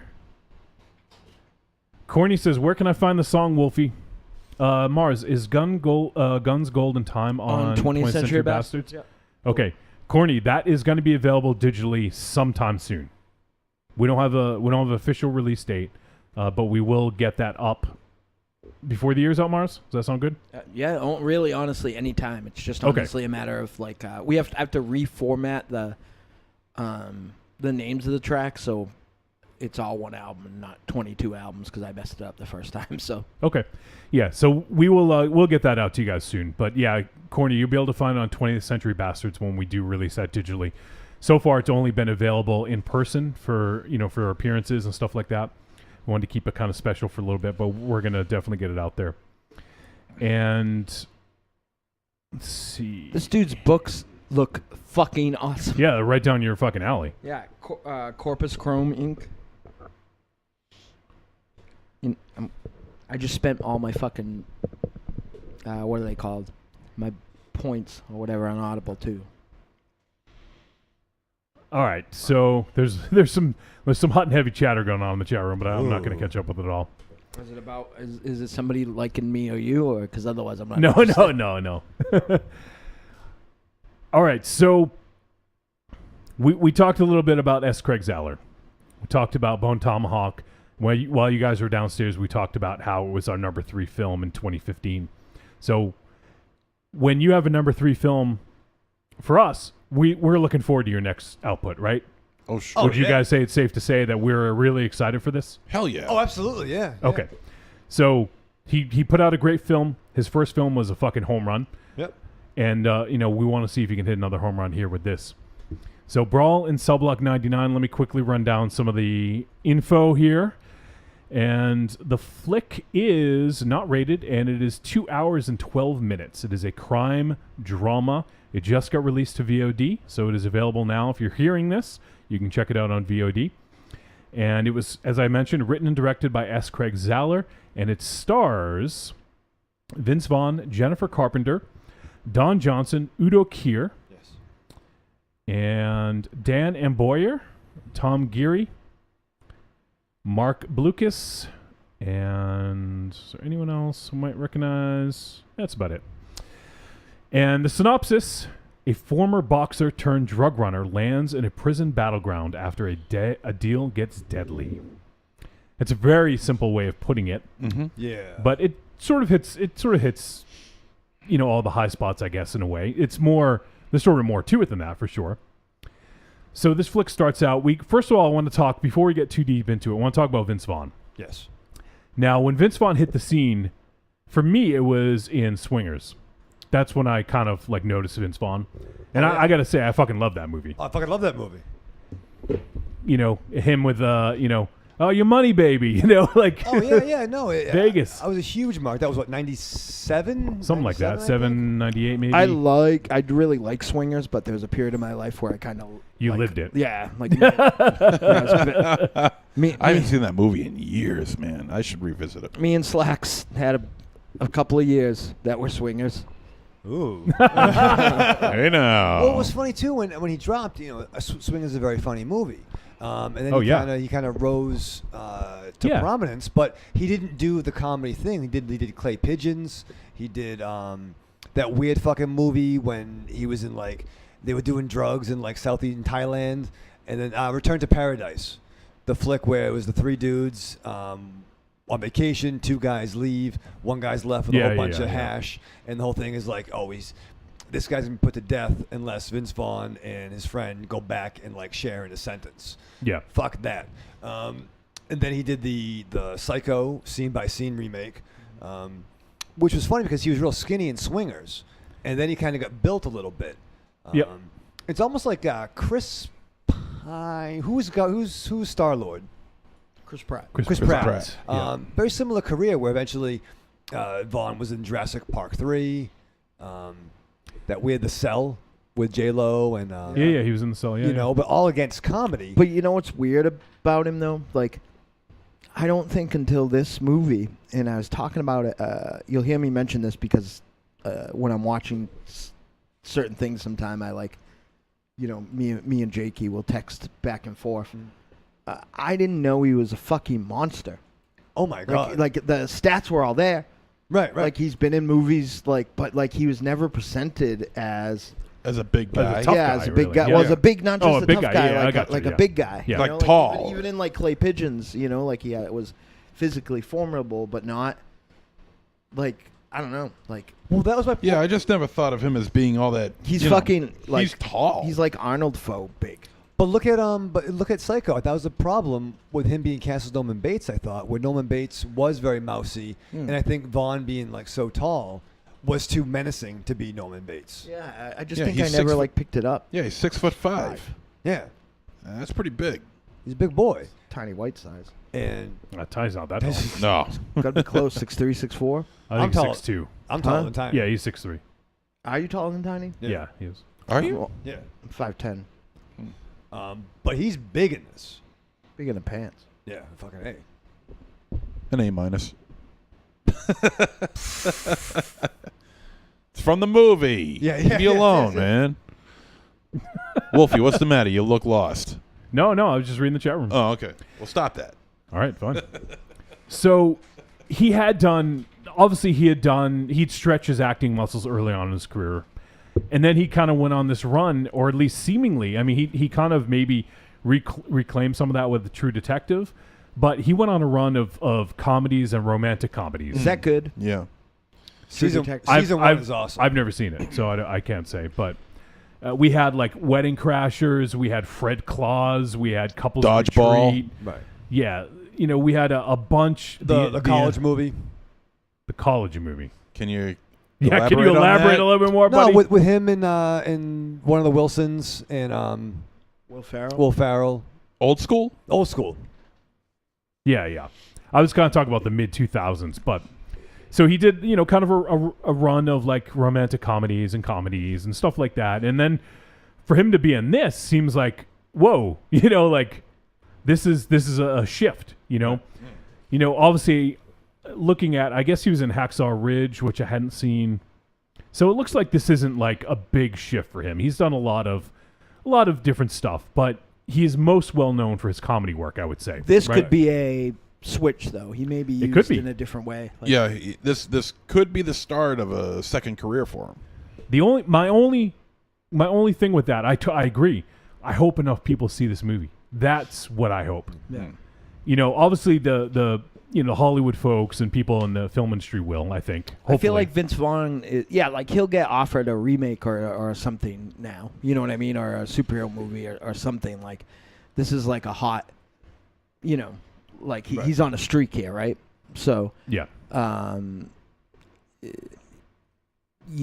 Hopefully he goes more the route of like what Mickle did and like start producing, stuff. He's produced a lot of stuff actually. Yeah. Or writing some other stuff as opposed to, I want to see him get paid, but I don't want to see him not make movies like this. Right. And then we also have Jennifer Carpenter, probably best known for her role in Dexter. I love her so much as Dexter's sister, and she was also in what was the remake of Wreck? Quarantine. I almost watched it today. Yes, Quarantine. Yeah. So, she's been in a lot of other stuff too. Those are just the first two things that come to mind. But really, I mean, this film is all about Vince Vaughn. This film is like completely hinged on his performance. Yeah. This is like, kind of make or break kind of performance. If he's not good in this movie suffers drastically because everything revolves around him and his character and the decisions that he makes. Yeah. Oh yeah. It's definitely centered around his point of view. Yeah. So we basically start out. I don't want to give, some folks maybe haven't seen this, but just to give a quick high level, we have Vince Vaughn's character. He's known as Bradley Thomas. Yep. Bradley is a driver for like a tow truck driver, and he gets laid off from his job. Yep. And it's funny because you already start early on, like you think this guy's going to go nuts because you look at him and he seems like kind of a loose cannon, right? Yeah. He presents himself in kind of like, even the way his eyes. His big hulking manner, his bald shaved head with a huge ass cross tattoo on the back. I mean, he's a physically threatening looking character. And that's kind of what I was concerned about, what the flick was about. Like I saw the shaved head and the skull and the cross tat, And for a minute, I'm like, is he playing some kind of like white supremacist, racist bastard a little bit? Like I didn't know what it was. And speaking about waiting for him to go off, one point he's in the car. And the other car pulls up with like the music. Yeah. I'm like, oh shit, this is where it happened. Yeah. Like, you know what I'm saying? It kind of gives you little. And that speaks to his performance because there's this underlying sort of insanity behind his eyes, and you're like, this dude is gonna fucking go off. Like when he gets fired, and you're like, oh shit, he's gonna beat up the fucking boss, right? Right. Because they'll come out. They'll come out to him. And it's like you're just waiting, and it doesn't happen. And then he gets home after getting laid off. Obviously had a shit day. He gets home early from work, and he sees his wife in the car. Like, was she like texting or or talking to someone? I can't. And so he goes up to her, and he's like, "Show me your phone." And she's like, "No." And he's like, "Show me your phone." And then she basically says, "I'm sorry, I've been seeing someone else." Yeah. And you can see that like behind his eyes, he is like beyond fucking crazy. And he tells her, like, very calmly, go inside. Go inside. And then he proceeds, which is one of the fucking coolest scenes I've ever seen in a movie. Yeah, this is amazing. He proceeds to fucking dismantle her car. by his bare hands. fucking hands. In case you don't know what we're talking about, he basically does like a Street Fighter, like bonus round in real life. Yes. Yeah. He rips the hood right off the goddamn car. He's smashing windows. He's breaking off mirrors. He reaches in and pulls the fucking like headlight out. Yeah. My favorite part is when he stops and looks and like grabs the rearview mirror and just throws it. Yeah. And he takes the roof of the hood. Rather, he flings the hood over.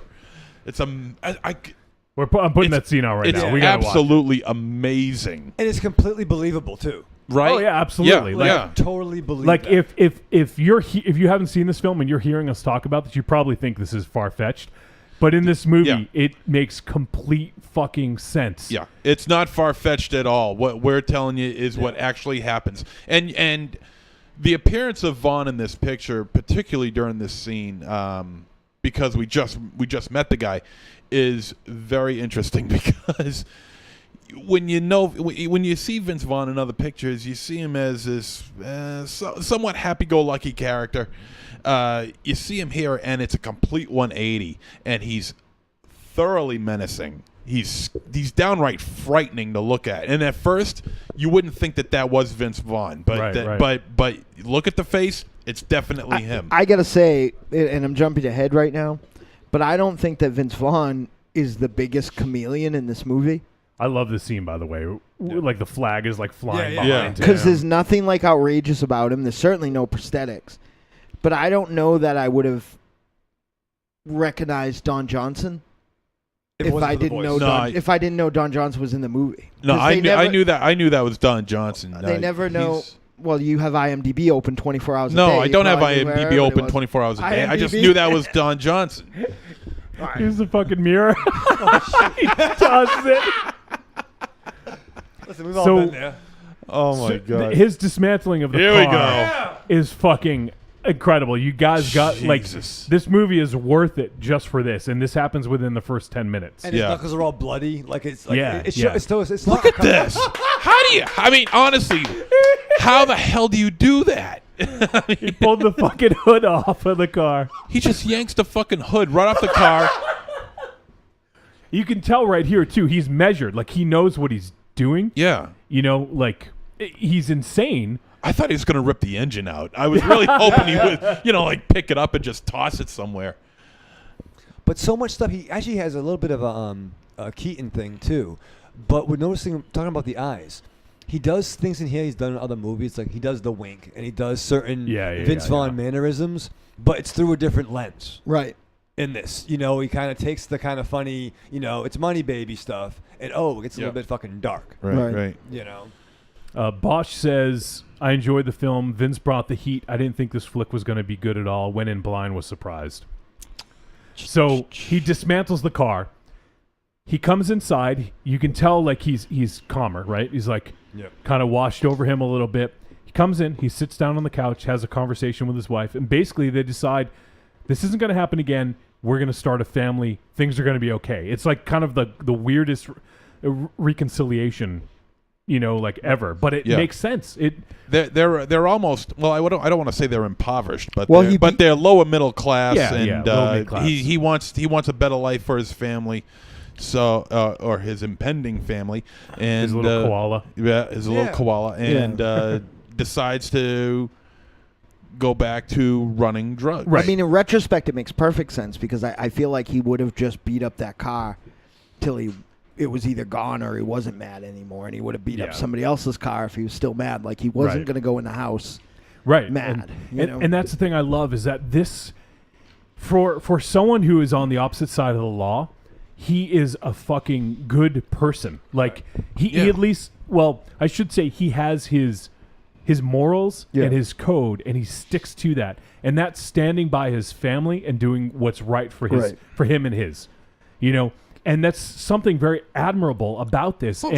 For someone who's not really a good guy, you really feel for him. It's one of the reasons that this film was kind of a roller coaster for me. Yeah, oh, absolutely. Because they're not in the way you're thinking, in my like and dislike of it. Because there are just things. Emotionally, it is. Well, yeah, no, I believe you. And I felt that too at times. But there's just shit I'm fucking sick of. I am sick of the honor among thieves shit. Like I'm just so fucking sick of it. Like I feel like this. Like I feel like we've seen that a lot too. Like I feel like since Sopranos. It's like the go-to thing to flip that thing. The cops are bad, the crooks are good, and it's just like I just don't, like one thing I will say, even though I don't love like the Scorsese cycle or the Coppola cycle, is that they didn't make them. They weren't like they didn't really heroize the mob. They made them, they showed the inner workings of it. They humanized it. But they didn't heroize it. You know what I mean? Like, and I just am like, I don't know. Call me Steve Rogers, but I'm just not a fan. I like my bad guys to wear black hats, and I like my good guys to wear good hats. And also, I don't know if you guys do too. I know a lot of policemen, and I know a lot of prison guards. So like that cliche, just like is like so. It's like the military's all bad, or you know what I mean? It's just one of those things where I'm just so fucking sick of it. Like, it almost took me out for a little bit because I was like, I don't think I care about this. What kind of took me out was, as it progresses, the character going against the gut, where this isn't what we should do, and the deal's going to go wrong. Right. Kind of stuff. It's not this case, but the one last heist and then I'm free, or that sort of stuff. Where by the title, Brawl and Cellblock, 99. Yeah. We know he goes to jail. Yeah. So that trope of like that. Right. Right. Is he or isn't he going to be getting out of the skirmishes and the thing about that is, so he was like, the thing I like is that he was an honest guy, and like this film was also honest with its viewers, I think. Like, and I know that sounds probably more like pretentious than I mean it to, but it didn't really try to like give you anything that it wasn't. It just gave you, like, you look at the fucking title, just kind of like his upcoming film, you kind of get exactly what it is. I mean, this just real quick, Mars, is that this is a 70s exploitation grindhouse told through the lens of someone who knows the fuck what he's doing about film in in the 2000s. You know? Not that those people didn't, but I'm just saying that this is told through a different lens, but it really kind of calls back to that sort of vibe. I didn't necessarily feel the grindhouse, like, except in the amount of cliche that there was. Now, let me say, and I'm going out of turn, it would have been much more dramatic for me to wait to the end and switch, but like there is a lot of cliche here. Like, it is dripping in cliche. Sure. It's just presented in a way that's very unique. I don't think this movie is like a lot of things. I disagree with like the, as a kind of a purveyor of the, 70s grindhouse and stuff like that. Like, I don't think it felt like that, and it certainly didn't feel like the revival, and it certainly didn't feel like Tarantino, which is what most of these things and I don't mean to say that it did, Like, but I don't think it felt like, it wasn't like when I watched, like, for instance, a film that I think feels like Grindhouse is Gunwoman. That's a film that I feel like is Sure, like yeah, sleazy and uncomfortable and like that sort of thing. Like I think this is unique, and I really struggled for what it reminded me of, and I have a $5 bet going here, so we'll see if this happened. But this movie, to say reminded me of is a little on the nose. Is not right. Is not quite right. But I think more so made me feel like it did. But I'm going to say reminded anyway because it's a little easier to put across. But this movie reminded me of Old Boy. Yeah, you know what's funny is I was actually going to say that this reminded me of some of the Korean films that we've seen. Yeah, it did. It's interesting point. No, it did remind me. Actually, it reminded me a little bit of Lock Up with Sylvester Stallone. Because it was set in a prison. Yeah. Well, for me, it was Mars. Did you get a sense that this could have been a Sin City? He was definitely, again, that was another thing, like the Sin City and the, noir, I almost said Elmore Leonard, but that's not who I meant, but like those type of like pulp characters, and I felt like on paper it could have been, but there's just something about it where like I felt like it was so unique in itself. There were so many things that like I was like, well, this guy is really a kind of, Frank Miller, old style pulp character. And, like I said, like, the elements of the grindhouse and the elements of all these other things. Yeah. I mean, for fuck's sake, I almost turned it off at one point. I was talking to Jakey about this. If I see, and this one gets a pass because it was like in such a different way. It was so unique in itself. But if I see one more fucking crooked warden, right? I'm going to fucking throw my TV out the window. I'm just so fucking sick of it all the way up and down. But again, this film took so many things that you're familiar with, and it's almost in an inexplicable way, in my opinion. You guys can agree or disagree. Presented it, like Wolfie said, almost so... I'm going to change your word a little bit, Wolfie, and see if you mean anything. A matter-of-factly. Sure. Showed it so, like, the way the fights were, the way the violences were. Now, Bone Tomahawk was a very simple elevator pitch, right? Like, it was the Searchers meet, like, Cannibal Holocaust, say, right? But, like, this might have been a simple elevator pitch, but now I think we're seeing this director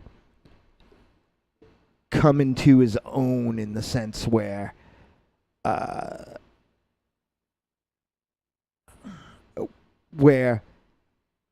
I can't think of many things like this.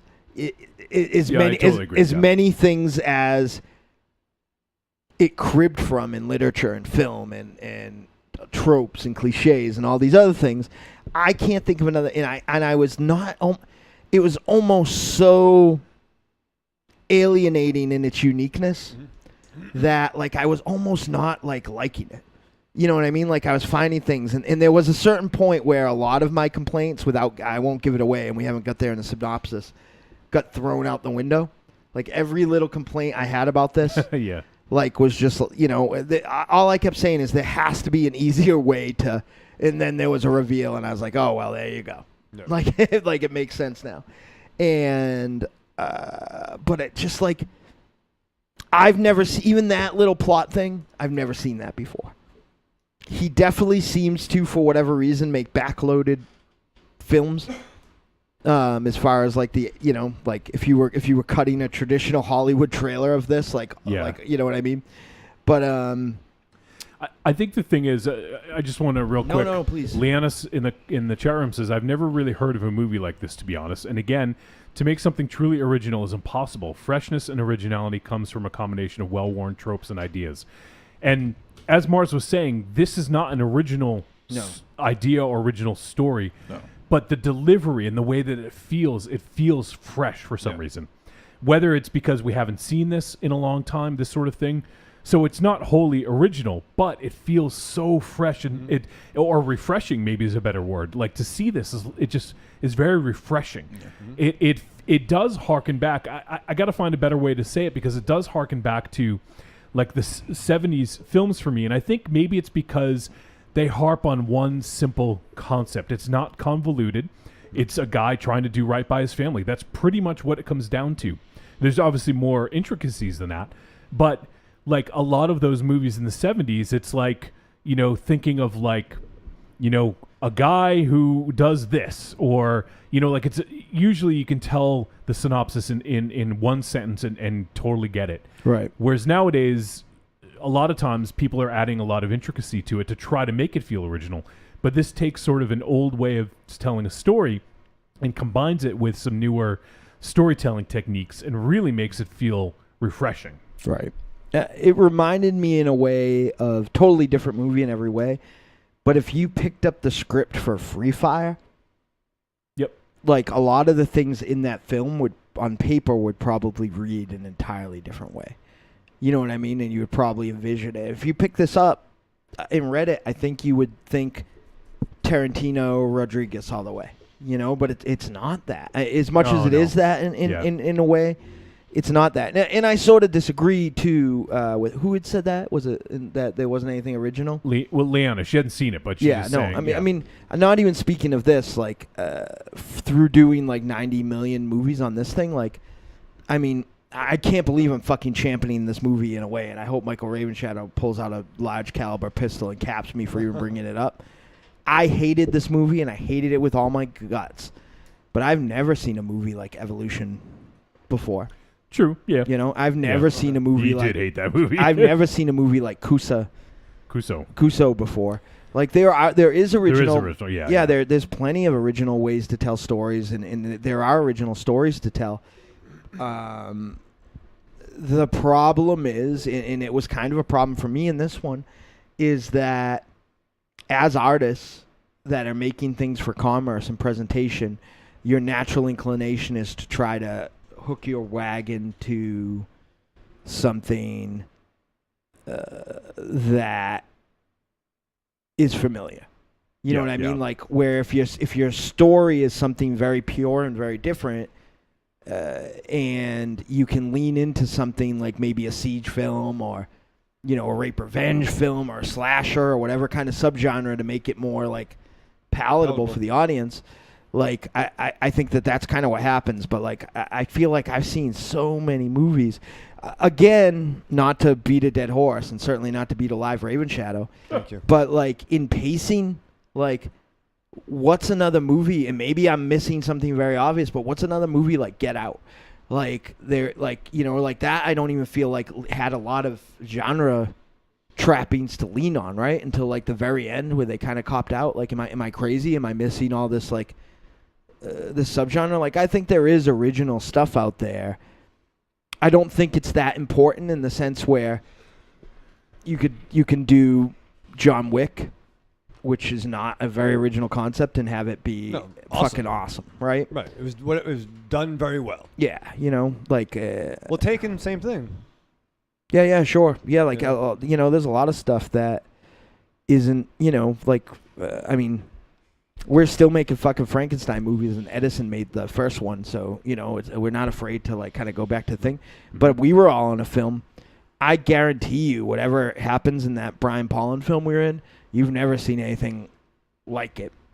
Yeah. So, like... Yeah. I'm a little concerned, actually. My mom wants to see it, and I said, you can't see it. You know, like this, like, I'm, you know, but through flipping through, I don't, you know, I mean... Here's another great example where it is so simple, but like Dark Song. You know what I mean? Like a Dark Song, yeah. Yeah, like that's something that I feel like, you know, maybe is like is an original idea if you're a practitioner of the black arts, I guess. But like, and none of these, and you're right. Like, these feel fresh, the movies that you're mentioning, but like they're not. It's not like it. This has never been done before. It's just sort of a different take on a story, I think. Well, that was kind of my argument, at least with Get Out. Like, I can't find the parable in Get Out in the way that it was written and paced. Like, you could go very broad with things like Invasion of Body Snatchers or anything like that, but like I can't think of another horror movie that's set up and paced like Get Out. Mm-hmm. You know, I guess from a very broad point of view, but I mean, there are only so many things that threaten us too. There are only so many things that excite us, you know, like it's all about the quest, all about the invasion. Right. And that's like, again, like if you get too far away from that, like Christmas Evil is a perfect example of that. Cecil says Stepford Wives riff. Fair, but still. And Leanna says Jordan Peele did say his inspiration was Silence of the Lambs. Yeah. I don't really. That was fucking obvious. Yeah, right. Yeah. That was fair. I mean, this is so much about this is like to really talk about though. Yeah. Let's try to stick Silence to of the fucking Lambs. I think that sometimes people forget that Jordan Peele is a fucking comedian and he may be fucking with you. And so I think it's really interesting. We kind of touched on this. Like Bradley Thomas, the character in this, Vince Vaughn's character, he understands himself. He understands his anger because by destroying his wife's car, he knew he wouldn't get angry at her. He wouldn't take it out on her. And he tells her to go away, like, get away from me, go inside, And then after they make up, she's about to come over. He says, "No, don't get near me now. It's not a good idea. Right? Yeah, don't get too close." Yeah. So he knows himself, which a lot of people don't know their limitations, right? Like, Agreed. It's crazy that he knew so well. And I just thought that was super interesting about this character because you don't really see that in a lot of movies where people are always so unsure about themselves, it seems, Sure, that's like kind of the insecurity is like. Well, this is a character who's been down that road before because didn't he mention earlier that his character served like 14 years? Well, so he's kind of because of that he's kind of learned how to control. I didn't no, catch that. I think he was drinking for 14 years. Yeah, because he's been sober for 14 years rather. Because when he was booked, it. When he was brought into prison, they said this was his first offense. Okay, all right. So I got that mixed up. Him and his wife, they both stopped drinking. So obviously he got he was sloppy on jobs. Yeah, because he drinks nothing but mineral water. Right. That's a point. And in this scene here that we're watching, he's drinking the mineral water. What I thought was interesting, and I'm going on a purely production discussion here, is when he finally when he's arriving at the prison. Which one? Either one. It doesn't really matter. You could say both. Might as well. I'll say first one. Okay, we'll go with the first one. I actually really like that scene, by the way, because the it was colors. Like a 10-minute scene of him getting booked, right? Of bringing him in. Right. And it had and it was kind of an invasive of a Clockwork Orange sort of level. Yeah, a little bit, yeah. And what I thought was interesting was the color palette that was used. Yeah. It looked like they really washed out the colors. Yeah. Everything looked very very blue, very very bland. I think that was just to show that the contrast between the two. Yeah. Well, the contrast between free life and the life that he's going to be living on the inside. That it's like an ominous I don't want to say an ominous sky, but there's just an aura around prisons that say that your life is basically here now, and everything that you ever knew on the outside is gone, including, like, if you want to push it to this sort of a silly level, a colorful world, a colorful life, a pleasing life instead of being locked up in a prison for the next 7-8 years. Yeah, it was definitely so. The first prison was definitely. So I thought the idea of washing out the colors in those scenes was a pretty smart move. I feel like it was washed out from frame one though. Like I feel like it had that like a haze to it. Like it did a little bit, yeah, a little bit, but not as much as when he arrives at the prisons. Yeah, I didn't see the Clockwork Orange thing either, but I might not just be. Well, it's not a visual cue. It's just the showing sort of the day to day in prison, so to speak. Yeah, I mean that's sort of like what he means. I think that booking thing. I think is fairly realistic, though. I could be wrong about that, but like I think that's. Ask Raven Shadow. You've been in the inside. What's it like, man? Just visiting. Okay. Leanna says, especially in horror, since that insecurity often leads to tragedy. Classic example: Frankenstein goes too far in his ambition, tragedy happens. So it is a good point because typically we do prey on insecurity in these films, and in this one, this dude is very secure and he knows himself exceptionally well. Yeah, I mean, if you even look at even to the point what we're seeing right now, with the deal. Yeah. Like he was like, no fucking way at first. Yeah. And then, obviously we know what happens from there. And us as viewers, Which we is see another- him as being far more dangerous than if he wasn't so sure about himself. Which is another overwrought trope of this Possibly, genre. but possibly, but I enjoy it. Did you enjoy it when it happened in Lockout? I haven't seen Lockout in years, man. It's been a while. But I think that the like even if you look at like a character like say Marv, you know what I mean? Yeah. Like, there are like two ways to do it. There's like a character who is confident in his destructive abilities, like Marv or Dwight or somebody like that, Right. or a character like, say, Parker or Chili Palmer, who are almost over the top in their confidence. You know what I mean? Like this was a very measured, realistic. Like almost like if Parker was a real person. For those who may not know, I'm talking about Richard Stark's Parker novels. Yeah. Like he it just all seemed real. Like as weird as the things that were in this movie, like something about it, like the world was so thoughtful. No, I totally agree. Right down to the fight scenes. Oh yeah. This Oh, my had God. some of the Great choreography. most. I wouldn't even like it. To me, it wasn't even. It didn't feel choreographed because it felt real. That's what I mean. Yeah. And I think they're all one-shot fight scenes too. I think you're right. Like well- we didn't see these like crazy like No. close-ups, and I just really appreciated the way it was shot because the last- everything about this movie was intended to make it feel real. In the last fight scene, it was like, I don't know if it was supposed to be this way or not, but there was a part where I was almost irritated that it did cut and close in inexplicably. And all I could think of is that they couldn't get it in one take, and they had to take two take two good takes together. But it was right before the second awesome execution that happened in a certain way. Second awesome. There's a lot of awesome. Yeah, but not that they live one. The more. With the big guy. Yeah. With that one. Yeah. Okay. Like the fight that he had with him, that was all kind of one shot. I think that like I don't know, like, and to kind of quickly jump back in the originally thing, like for me, or for anybody that is into like crime and like pulp crime stuff, and 70s crime thing. Like, yeah, nothing's original, but you can go to the well how many fucking times. Right. Like, look what happened with slashers. Slashers got so formulaic that they fucking are gone. Right. Like, they're almost extinct. Like, maybe one or two slashers come out a year.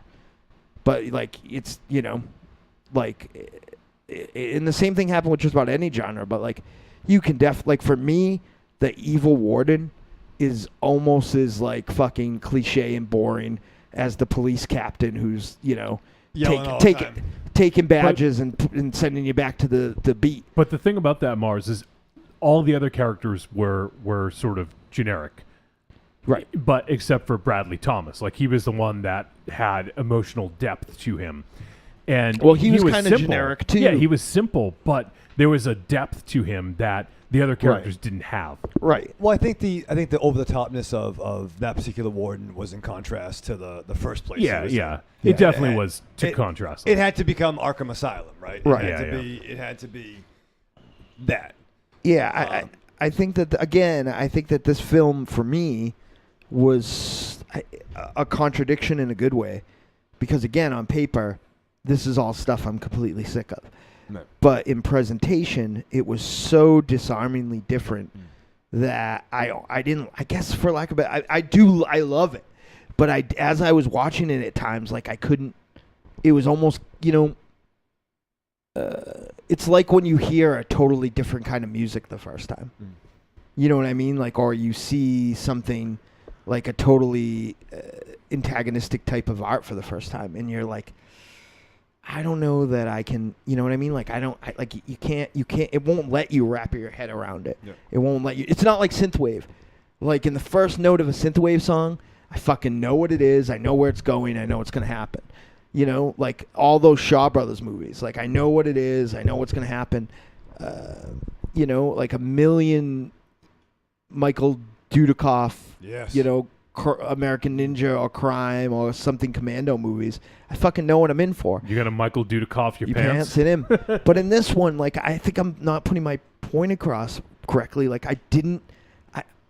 I don't want to say. It sounds like you don't like it. That's what it sounds like. I didn't like it while I was watching it all the time. I didn't like it because I was like I didn't know what to think of it. Like it was. You're not sure if the difference in the way the movie is presented in its cliches outweigh the cliches itself. No, I think that the cliches are buried in the brilliant presentation. Like I think that it's just like. I think it's so different that. And even right here is a huge fucking turning point where. Why do you suppose he goes back all the way that he does? I was kind of frustrated by that. Yeah, it's hard to say. It's like he wanted to do right because if he walked away, I think that wouldn't have looked good for his boss. For his boss, yeah. Which is kind of the only thing I wrapped my head around was that and plus, I think he wanted to fucking give it to these guys who. Plus, I don't think he thought that you should kill cops. Right. Yeah. Right. know? Which is to him, that's in his code. That's wrong. Right. You know? Because when he's incarcerated and he's talking to the warden at the minimum security prison, he's saying that, you know, the fact that you saved a bunch of cops' lives, you know, shows that you're a decent man. Despite the fact that you got yourself into this. That was mess. a cool scene because the cop said basically, he said, you know, there are rare occasions when the person who's across from me at this table, I think, could be on my side of the table. Yeah. Right. And it was interesting to see that, you know, because absolutely, Bradley could have been a fucking cop. Right. Yep. He's like, oh, I bet you have a flag in your house. Yeah. He's like, matter of fact, I have too, sir. Yeah. Yeah, something along those lines. But didn't drop it down. Yeah, this presentation is like something special, I guess. What I'll say, like, it is different. It is like different. I don't. It's one of those things like where Reservoir Dogs is maybe a really good example of it, where on paper, it's like one thing, right? But in presentation, it's this fucking new thing, and that's kind of what this is. Like, I feel like in the same way. I'm so glad I just thought of it. Didn't make me feel the same way, because Reservoir Dogs was an exhilarating experience for me. This was like a awakening kind of experience for me, I guess. It's hard to feel really good after seeing this movie too. This is the new unduplicatable thing, I think. Okay, you so know, people are going to try, but they're not going to be able to do it. Is that was kind of yeah? Well, I don't know. It would be like, you know, I hope they see it. You know what I mean? Because in my opinion, totally different movie, but everybody should have seen Bone Tomahawk. Right. Like, that should have been at the top of every... Same as Cold in July. That should have been at the top of every list. Yeah. You know what I mean? Like, but...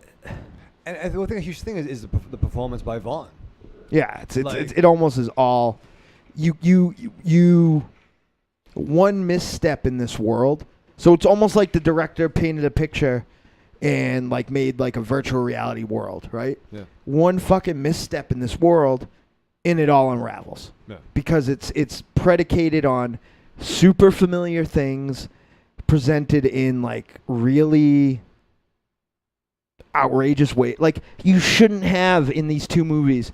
You shouldn't have a pretty realistic drug deal going afoul in an underground fucking prison. Right. You know what I mean? Like, it's all fucking outrageous things that unlike in Bone Tomahawk, where even though you wouldn't think of those type of things going together, he builds a world where it works. Yeah. These are all a weird combination of cliches and things that don't necessarily work, that anything other than a fucking brilliant performance, the whole house of cards go down, in my opinion. Yeah, and that's kind of what I was saying, is that everything hinges on Vince Vaughn's performance in this. Yeah, I mean, no, and I think she's a great actress, but I think, you know, if you get the wrong person in that Jennifer Carpenter role, this movie's fucked.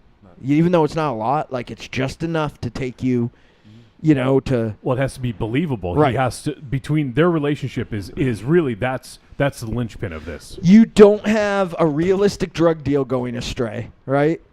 And an abortionist that's threatening to dismember. You know what I mean? Like, there's so much shit in here that don't fit in the same movie. And Udo Kier. Yeah, and Udo Kier, like, again, like, unless you're like a very, and I hope he doesn't take this as a diss, because it's very obvious how much of a fan I am. Unless you're in a very self-aware, like, Corando film, or like a John Carpenter or a Tarantino, you know what I mean? That shit doesn't work. That doesn't all go together, but like somehow it like goes together, and you don't even fucking think of it when you're watching it. And you can tell that he has a strong knowledge and reverence for genre. I didn't think that abortion guy was out of place till right fucking now. Right. It made perfect sense. Of course, Yeah, you would have. So this world is so Yeah. like ridiculous, but it all makes complete sense. It's almost like the best comparison I feel like I can make is, how like there's a Tarantino world. And it makes sense that people talk like that and people act like that, and it's in, and nighttime always looks like on a set, and you know what I mean. Like it's this is like that, but almost the opposite in every way. This is like that. This is the like most fucking understated version of that you possibly can. The most understated version of Miami Vice that you could possibly get. Right. Like in the most understated version of like Elsa the Wicked Warden of the SS or some women in prison film, like where you have like the evil warden or Chained Heat. Yeah, Chained Heat. Yeah, You know what I mean? movie. It's just fucking. It's really like not in a social political way, Raven Shadow. Yes. But in a, we've seen in his second film a filmmaker fucking firing on all gears way. Yeah, it's ridiculous. Important film. Yes. Thank you. Finally, that word is relevant. Because I'm not kidding. Like I'm talking to Jakey and I'm like, I just don't know if I like this. But the reason I don't like this is that it was showing me like, alien versions of things that like I understood, and I'm a human being, and I love more than probably anything. Like if, I love things that I'll listen to the fucking same shit. I play an 80s station at my new job that plays the same 22 songs, and I guarantee Didn't you quit? What? I thought you said you quit. No, I quit. I finally quit. Oh, the corporate. okay. All right, Yeah, sorry, like it took. Like I was gonna just wait the 32 days until they Yeah. shit canned me, but they called Nat, kept asking when I was coming back, and I was like, I'm not. I can't. But like I feel like I will like Down Under, Pretty in Pink, Right. Don't You Forget About Me every day. Like I love the same shit brought to me, and I love great art too. But there's something to be said for the fact that this piece of art was a little bit disarming to me. And this scene here great. is kind of fucking brutal. Like it's like he rehearsed this. He has it down. He's like, this is what's going to happen. This is what's going to happen. Everything's going to be fine. And she is like processing this and is having trouble. And he's just like a robot, this is what's going to happen. This is what's going to happen. Calling out his sentence, what's going to happen. Yeah, so this is when, and for the people out there who aren't watching with us here in studio, it's when his wife comes to visit him and after he gets arrested, before he goes to prison. And he knows the whole deal. He basically lays it all out. So I want to start to wrap. And he's completely sensible in what he's asking. Oh, sure. As well, I mean, Sure. So it's just an extension of No, of him knowing ballistically himself. selfish, which is like Right. Exactly. very much a gunfighter trait, Yeah. So I want to start to wrap this up a little bit because we do have a lot more to get to on the show. But the one thing I thought was interesting, there was a lot of moments early on in this film where I didn't hear a score. And I thought that was interesting, especially in the prison. yeah. I just noticed that there's no Yeah, score. It's yeah, very that quiet. was smart. I caught that. That was very smart. It just was an interesting, because typically with a good score, you typically don't really even know it's there unless it's really good, but this was a little disarming in the fact that there wasn't a score for a good portion of the movie. There was, in certain scenes, but for a good portion, there's just no music. No, and like I said, that's smart. I think that's a very wise move by Zahler. Look, prison, solitary confinement, you're not supposed to really be hearing anything except a bunch of prisoners screaming at each other. No time for music.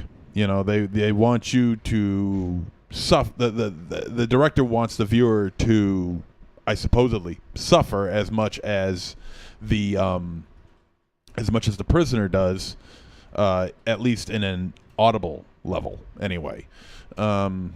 So the idea of not putting any music in the prison scenes is really smart, and it gives a much more organic feel to being inside that prison. And it's kind of brave too, because this movie changes the type of movie it is a few times, almost in the way that like this is the pulp crime equivalent of a dock ride, right? Like you're going down, you're in this sort of movie, and there's Udo Kerr. Sharp turn on the rails. Here into like a different fucking type of situation. And then he yells, "I'm looking for this guy." There ain't this guy. There's never been. Now you're in a fucking different, you know what I mean? Like the movie fucking stops and starts almost.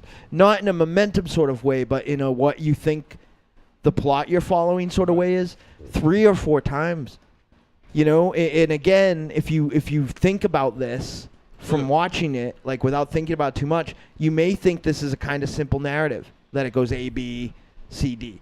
But the reality is it takes some sharp turns. Yeah, like all of a sudden. It's like throwing on the emergency brake and turning the wheel. Yeah, and it does it in like such a subtle way that you're not like it's not like Dusk Till Dawn or something like that. You know what I mean? It does it in like such a fucking subtle way that you're like, again, this is why I reminded me of Old Boy. There were so many times in this movie where I literally said, "Oh." like, oh yeah, for me too. You know what I mean? Where I was like, "Oh well, what the fuck?" like he's fucked now. You know what I mean? Like, and like just the fucking knot in my stomach. Like we made it a big lark, but I remember like I loved, by the way, the first 25 minutes of this movie. Yeah. Like I was that, and I loved it, but I loved it in a familiar territory sort of way. Like I thought I knew the movie I was watching at that point, but I was very worried for his wife. Yeah. When he was beating up that car.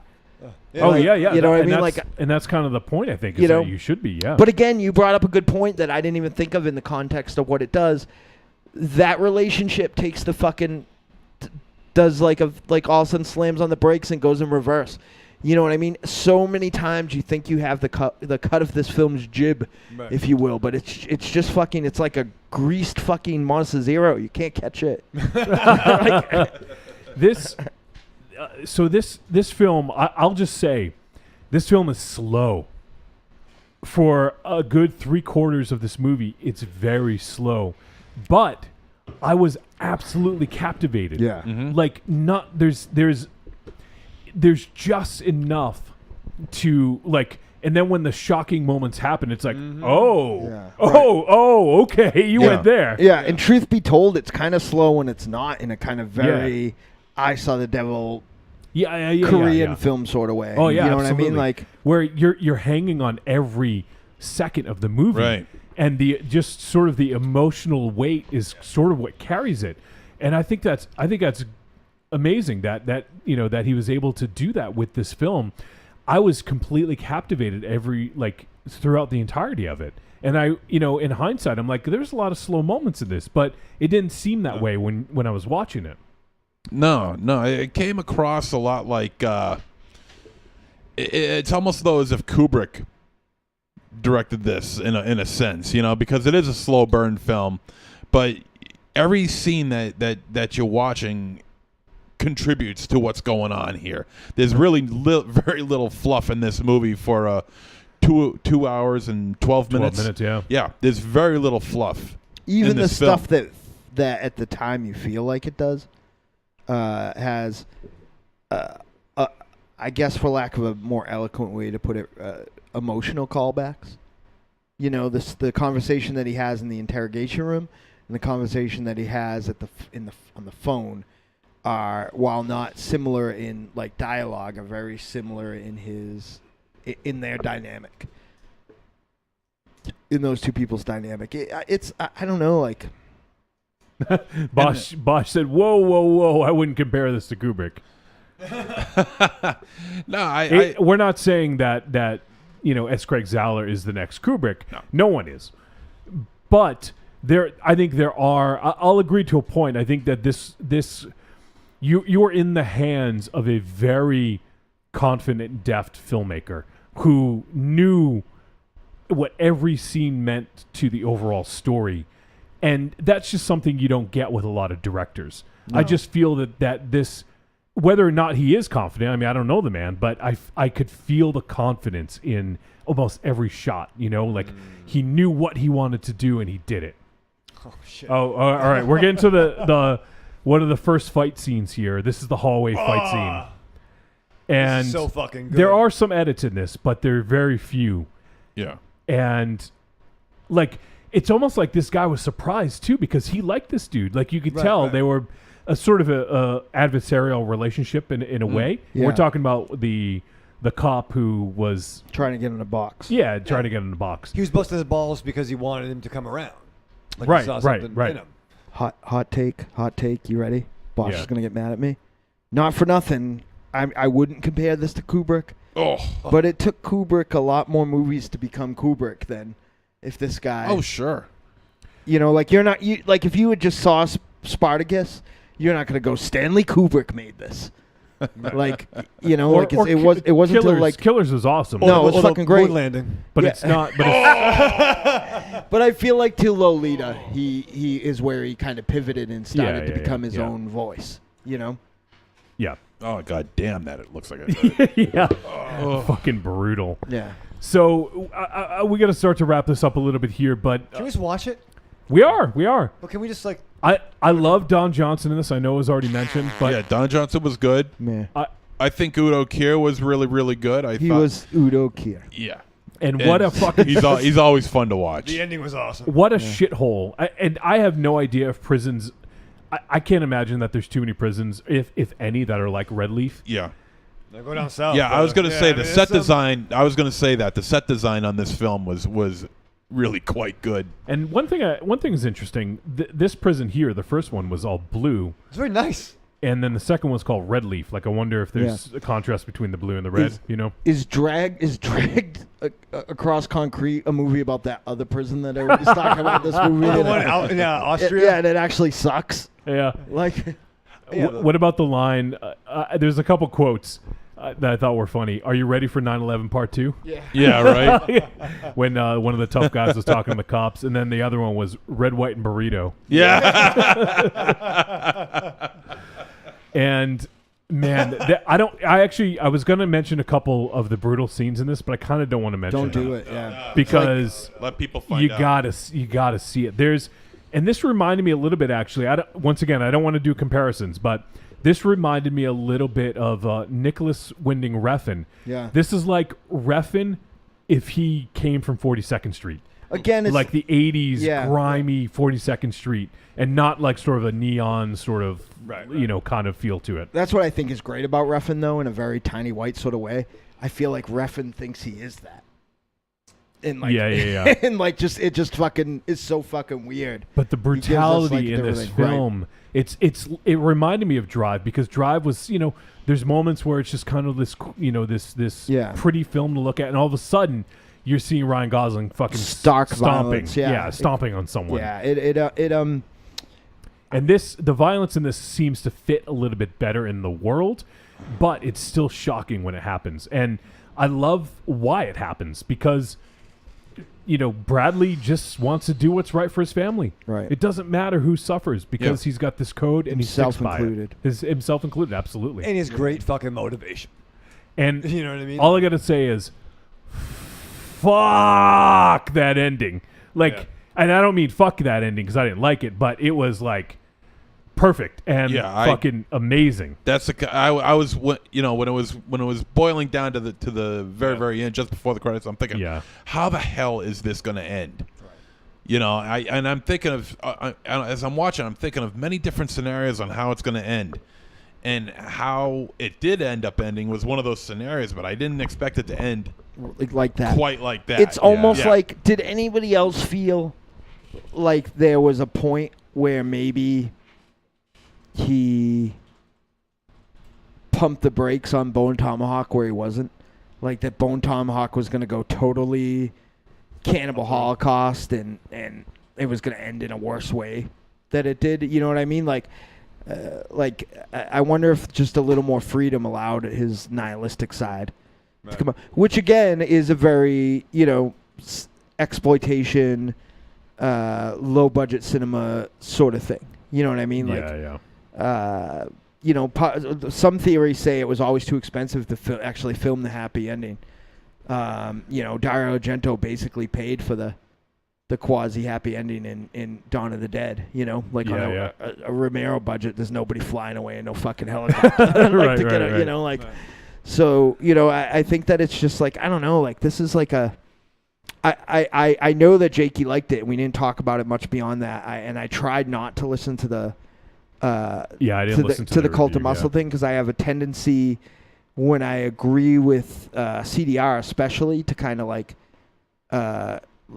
almost like regurgitate his review in a weird way because I think that despite the fact he's renowned as a fart sniffer, like I think that he's a very thoughtful film critic in his conversation. Both those guys are, but like I didn't listen at all, so I can't wait to go back. So I have the feeling we actually liked it more than them, which is weird. Cult of Muscle did review this film as well, so on their latest episode, if you guys want to check it out. I haven't listened yet because I didn't want, like Dynamite, I didn't want anything to influence my review, but I'm going to check that out. Just real quick in the chat room, and then if you guys have final things before verdict, let's get to those. But Humble Eddie says, it kind of all comes around here, talking about Kubrick. He says, I first heard about Trick or Treat Radio by listening to the Eyes Wide Shut episode for Film for Thought, rest in peace, which Dynamo appeared on. So there you go. That's all Humble Eddie found. I thought I did. 6 Degrees of Dynamo Mars. I actually thought that was maybe the only review, the only time in the history of any podcast, this one included, that I sounded like I knew anything about movies. So sorry, Humble Eddie. So Humble Eddie is probably like, wow, this kid is a fucking idiot. Where's Joe DiCanio? Cecil says this versus Bronson. I don't know if you could compare them. It's been a long time since I saw Bronson. I really like Bronson, but they're different films. Apples and oranges. Yeah, that's... Bosch says Tom Hardy is better than Vince Vaughn. In any role, in this kind of role especially, Bronson owns this flick, no doubt. Did anyone compare this to Bronson? No, man. We said Nicholas Winding Refn, but yeah. He says, Bosch says this flick was good and Vince was great, but no fucking way is this better than Bronson. But it's not the same thing, dude. I don't think anyone mentioned it. Yeah. But I think what Vaughn has over Hardy is that it's Hardy is fucking... Well, not then. No. Not when Bronson came out. He wasn't... Oh, comparing... Oh, yeah, like he had been in stuff, but he wasn't, like, well-known. But that's another great example that will probably piss people off. And listen, boys and girls, I don't think there's anybody that likes Refn more than I do. But if you look I might like it more than if you look at his filmography, it took Refn a lot more movies to become Refn. Yeah, I haven't... Yeah, he absolutely. He had the Pusher trilogy. Right. And he had... I'm trying to think what else. But yeah. He had Bronson. Yep, Bronson was after those. But yeah, it did take... He found his voice. But this dude, on his first fucking movie, killed it. On his second fucking movie, killed it. Like, I mean, maybe it was all those... I wouldn't call them failures, but all the scripts that were optioned that never got made. Like, and he also went to film school as well. That's one thing we didn't mention earlier, that he did, it's kind of in his blood, and he was a cinematographer. But goddamn, like if you look at... I guess... I hate to compare. I hate to mention because there's going to be a comparison, but the only other person I could think of was Tarantino, right?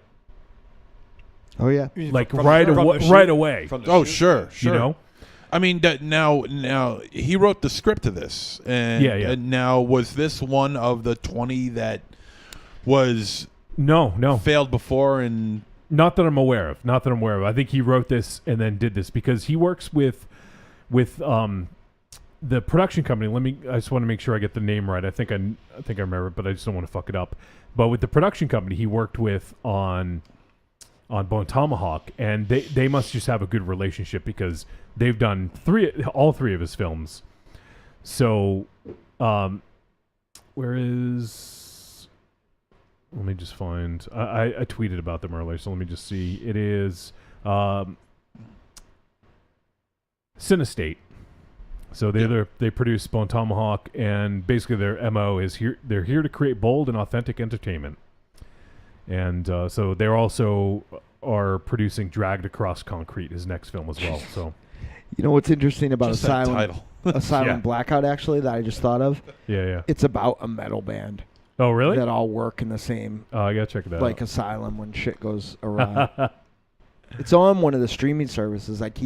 Maybe Shudder. I keep like hovering over it because it like looks interesting, and I'm like, I have seen this. Like, the guys in the chat room were thinking of ways to compare these movies, and Cecil says prison flicks, tough guys, violent, no hair. Bosch says bald guys in prison fighting, lots of connections. Definitely respect the filmmaker's game. I don't know about killing it. Whoa. Tarantino equals this guy. No, we're not saying that, Bosch. I said I don't want to compare. No. I'm just saying that think of, filmmakers that really fucking nailed it in their first two movies. It's really difficult to find. I would argue that there has never been a filmmaker ever that has made as good of a movie on their second film as Pulp Fiction. Technically, it wasn't his second, though, was it? What number was Jaws Spielberg's second flick after The Duel? His third. No, it was just That was his third. in Jaws, I So Dragged Across Concrete is going to be Because he did Jaws, then. he did Sugarland Express and then Duel. Jaws I feel is very similar to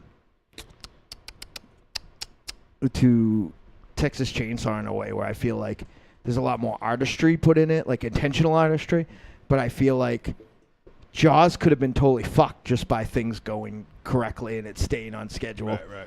Like we certainly, like I'm a strong proponent of that. If Jaws had stayed on schedule and everything went right, we wouldn't be talking about it today. Right. So, I mean, but Duel was a masterwork before that, but still not. I feel like he made another TV movie in between Sugarland Express and Duel, but or before that. But I'll check. But yeah, I mean, for me, and what did he direct before Reservoir Dogs, or in between? Was it My Best Friend's Birthday Party, I think, or something like that? That was his first feature. Was that a full movie though? I thought that was a short. No, I think it's a feature. Huh. Oh, Tarantino before Dogs? Yeah. I have it. I've never seen it. Yeah, I think Josh brought a copy for us. Nice. But no, Pulp Fiction was kind of all right? Not for nothing. So looking at Spielberg, looks like Firelight. Yes. Is that? I don't know if that's it doesn't say it's a short, so I assume it's a. And Bosch, we're not he did a saying lot of that stuff. this guy is Spielberg either. We're just talking about Spielberg. So, It turns out Spielberg did a lot of shit before. Yeah, he did all that. TV movies and series and stuff like that. So yeah. So all right, we got to wrap this up because we're running really long, and I feel like we talked a lot about this without talking a lot about it. Hopefully we didn't give much away, but hopefully you guys are interested enough to check this out. I prefer that actually because I feel like I didn't know anything. No. But the title and somebody talking about how this was like true Grindhouse, and I don't necessarily agree with that. Like I think that this was something different. And when I say that, I think it's reminiscent of it. It's not a direct. Well, this was somebody who wrote it, like I think on the Fib. Maybe Jeff for somebody. Oh, Andrew McCabe actually. Right. Let me look. I'd be curious to see what his thoughts were. I'll look them up in just a sec. But let's go to the verdict on this one, and we'll let you go. We'll let you know our thoughts. Trick or treat, baby. I wonder if people would say you're a trick or a treat. Trick or treat, motherfucker. All right. Verdict time. We're going to let you know whether this flick was a trick or a treat and any final thoughts we may have. Let's kick it over to Michael Ravenshadow, who watched the movie. Oh, yo. Timestamp. What's fucking today? October 25th. Yes. Finally, a fucking good fucking movie, right? We've had some. Maybe you. I mean, I don't know. Goldface. Yeah. The Void was this year. Was it this year? All right, so yeah, Goldface, The Void, and this movie. This movie. This movie. No, it was fucking good, dude. It was. I watched it early. I watched it on Monday. Whoa! I'm proud of you. Yeah, I threw it. I want to make sure that it's I'm gonna like this. I played it. I figured I'd watch the rest on Tuesday, but no, I watched it I just had to watch it. It was super late, and I loved it. For me, I was really hung up on the Sin City type vibe, especially towards the ending. I could see these characters fitting in Frank Miller's world. But I just had a complete blast. I think if I told people about this movie, it's Vince Vaughn in a prison, I'm going to see their eyes roll. You know what I mean? If I gave him a quick elevator pitch of just talking about Vaughn, I could see someone thinking this is like stupid. But it's fucking not. It's fucking good. And I love the fuck out of this movie. So, all right. Treat, Bo Beat, Banana Fana, Fofi. So Andrew McCabe said he posted this about 2 weeks ago. Said, everybody stop what you're doing and watch this. Modern Grindhouse done to perfection. I knew Vince Vaughn had it in him. And posted the poster for Brawl in Cell Block 99. So, and then our buddy Tim from Korea said, Vince Vaughn reprising the role of Gandhi. He's so sedate in this and the perfect example of pacifism. Tell it to the car. All right. We heard from Raven Chat. Let's go to MZ. I hope that this movie kicks off a second career. Not that his career died down any at all, but I hope that this movie kind of kicks off an action star career for him, because I think he's got the chops to do it now. Now that I know, the guy knows how to fight. He's got a tremendous size to him, and he looks badass as bald instead of walking around with his Elvis Presley haircut. Mm-hmm. So this movie is actually really quite good. It's I wouldn't exactly say that it's Grindhouse or anywhere near being Grindhouse. But this was an enjoyable flick. I don't know if I would say that this has any high rewatch value, because it has a lot of things in it that you've seen before. So. Only a little, but some things are a little bit different. And also a plot hole that's been gnawing at me. I think I know what you're talking about. Cell phone reception in the bottom of the basement of the in the basement of a prison. I don't know, how do you get good cell phone reception with that? Who the hell knows? They got great Wi-Fi. Maybe they're in Romania. I don't know. So, but hey, but you never know. So anyway, this movie was a good time. I enjoyed it tremendously. I heard a lot about it, and this was a fun flick. I enjoyed it a lot. This is a treat. All right, Marsman. I wouldn't say I want to see Vince Vaughn as an action star. That's not the beat I got. But I would like to see him in like a Night of the Hunter, Cape Fear role where he's using some of that physical earnest that we haven't really seen him lean into as much so far. This was a treat, man. Like on my Letterboxd review, I saw your Letterboxd review. Said I loved it. Shocked. I hated it. I loved it. I hated it. Like I dreamt about it. Like after I watched it, I tried to find Joe DeCanio to see if he had watched it yet, so I could find somebody who didn't like it to almost defend it to. Like it was. I don't know. Like it was. It's really good. I'm really. This is some battle royal like shit here, which it's like. Like you'll watch it kind of like biting your lip, and then you'll giggle about some of the shit that happened later on. This is a real good movie. Same as Old Boy, same as a lot of the really weird, totally Korean stuff. This is definitely a treat. All right, for me, goddamn, this movie was as emotionally brutal as it was physically brutal, and that's pretty brutal. S. Craig Zahler has a knack for these slow burns that are really engrossing, and he just sprinkles in these intense moments of brutality. And I really love Bradley's arc, Vince Vaughn's character. Despite being a drug runner, he always did the right thing for his family. And you know, obviously, sometimes when he was a little selfish, he also knew how to control his anger and showed a respect for authority, except when his family was threatened. Vince Vaughn was really fucking good in this. The fight scenes went for a more realistic look, therefore I think seemed a bit odd looking at first because we're just so used to these highly choreographed, highly edited scenes. So that first fight scene in the hallway felt a little off to me, but then like I realized that it felt real, it felt realistic, and I really enjoyed that. Overall, this was such a great flick and somehow felt unique among all the other stuff we've been watching. Even though it doesn't really do anything that's like breaking new ground, it just felt unique and original. And Zaller's quickly becoming a serious force to be reckoned with, I think. I just can't wait to see what he tackles next. I mean, he's definitely up there. Like, we have our directors like with Nicholas Winding Refn. Like, when we reviewed a couple flicks, we're like, man, I can't wait to see what this dude does next. Now Zaller is 2 for 2.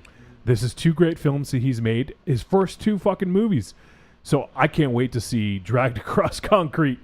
And if that's any indication, if the title's any indication, I mean, man, that's going to be fucking brutal. So it'll be interesting to see. And yeah, this is a high treat for me, and really, really excellently made film.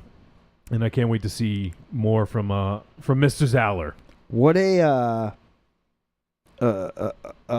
fucking, I can't remember the last time there were this many great young directors all working at the same time, like where you're getting like a ton of stuff. Like you have Saulnier.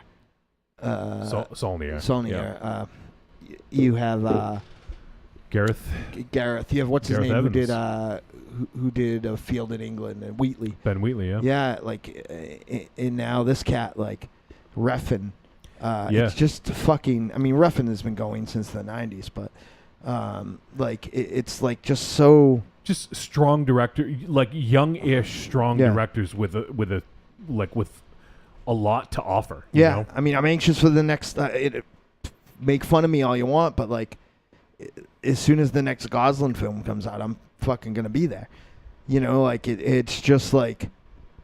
I don't know, like there's just so many great directors. Like, even though he got sucked up into the fucking corporate thing so fast, the guy that made Cop Car and Clown, you know, like and Spider-Man. Yeah, and Spider-Man. There's like a lot of fucking, I don't know, there's a lot of talent out there right now that I don't know if maybe it's been there. There's been this much talent all around, and there wasn't a area to showcase it in the same way. But like, man, this is fucking. Well, I think they're taking a bigger risk on the independent film director. I think. I think Netflix plays a big part. Yeah, I think it's a lesser risk. Actually, is what it is. More less platforms. Money, less money involved in these typically. Yeah. I think this was made for just a few million, if I remember correctly.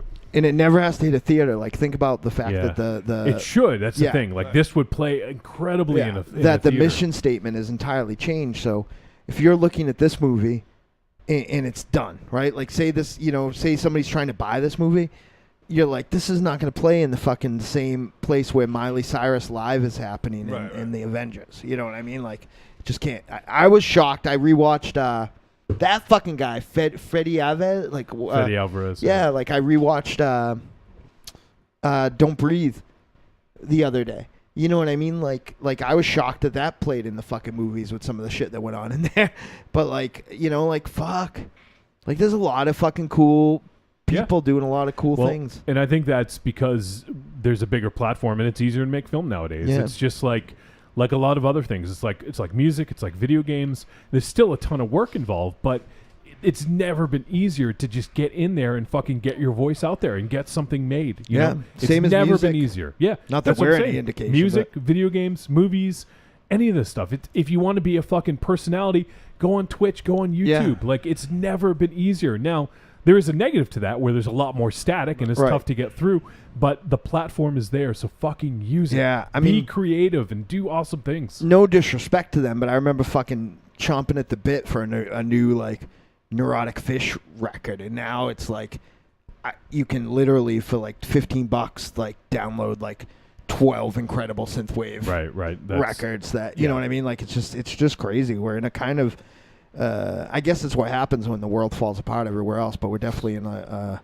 well, we haven't even got too far into the world falling apart. It's going to get worse. So yeah, well, so hopefully somebody shoots him. All right, Jesus Christ! Secret Service is now fucking knocking our door. We gotta go to break, so deal with this. But before we do, next week we don't know what movie we're reviewing quite yet because we just. Why is Secret Service gonna come in for Shooting Monster Zero? We haven't locked down the movie next week yet. We'll let you guys know as soon as we do. But we just locked down our guests. And we want to pick the right movie for them. So I just wanted to take some time to do that. And we are going to be joined by none other than the boys from the Cromcast. To kick off New Guest November. If you guys weren't around last year for November, what we try to do is get a brand new guest that's never been on the show before every single show in November. So we're kicking that off next week with our boys from the Cromcast. And if you haven't listened to the Cromcast, basically it's a podcast about the work of Robert E. Howard, who, you know, you guys know fucking Conan, right? That's Robert E. Howard. So the question for next week, not only are we going to have the Cromcast boys here, they're going to be on half the show, the first like 90 or so minutes. But then after that, I want you guys to send in feedback for your favorite Robert E. Howard adaptation or story or something that was influenced by his work. So you can take that however you want. It doesn't have to be a Robert E. Howard story, but something that has been written by, adapted, or inspired by Robert E. Howard. So feel free to take that and run with it and send us your feedback for next week. Podcast at trickortreatradio.com. And with that, we're going to take a quick break. We're going to come back. We have a bunch of feedback to get to. I want to get out of here before fucking 3 a.m. tonight. So let's get to a break, and we'll be back in just a few moments. You go through your week with the same old routine. What you really want is some blood and thunder in your life. Well, friend, you found it. The Cromcast is an adventurous journey through the history of two-fisted pulp stories. With your hosts, John, Josh, and Luke. We have action, horror, and adventure, all through the lens of pulp luminary Robert E. Howard. Don't just stay in your ordinary life. Find your pulp life at thecromcast.blogspot.com. The Cromcast. The Cromcast. The Cromcast. A podcast for the barbarian at heart.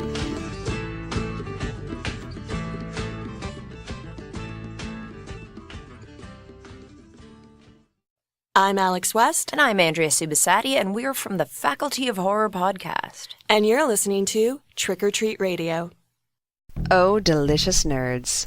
Ms. M knows you like to chat it up with other sexy shut-ins about comics, movies, video games, and your favorite TV shows. If that sounds like you, cuddle up to the Trick or Treat Radio Facebook group, or the FIB.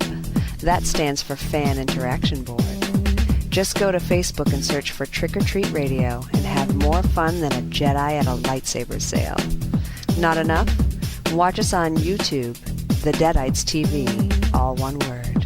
Last but not least, check out the world's most dangerous talk radio show, Trick or Treat Radio, at trickortreatradio.com.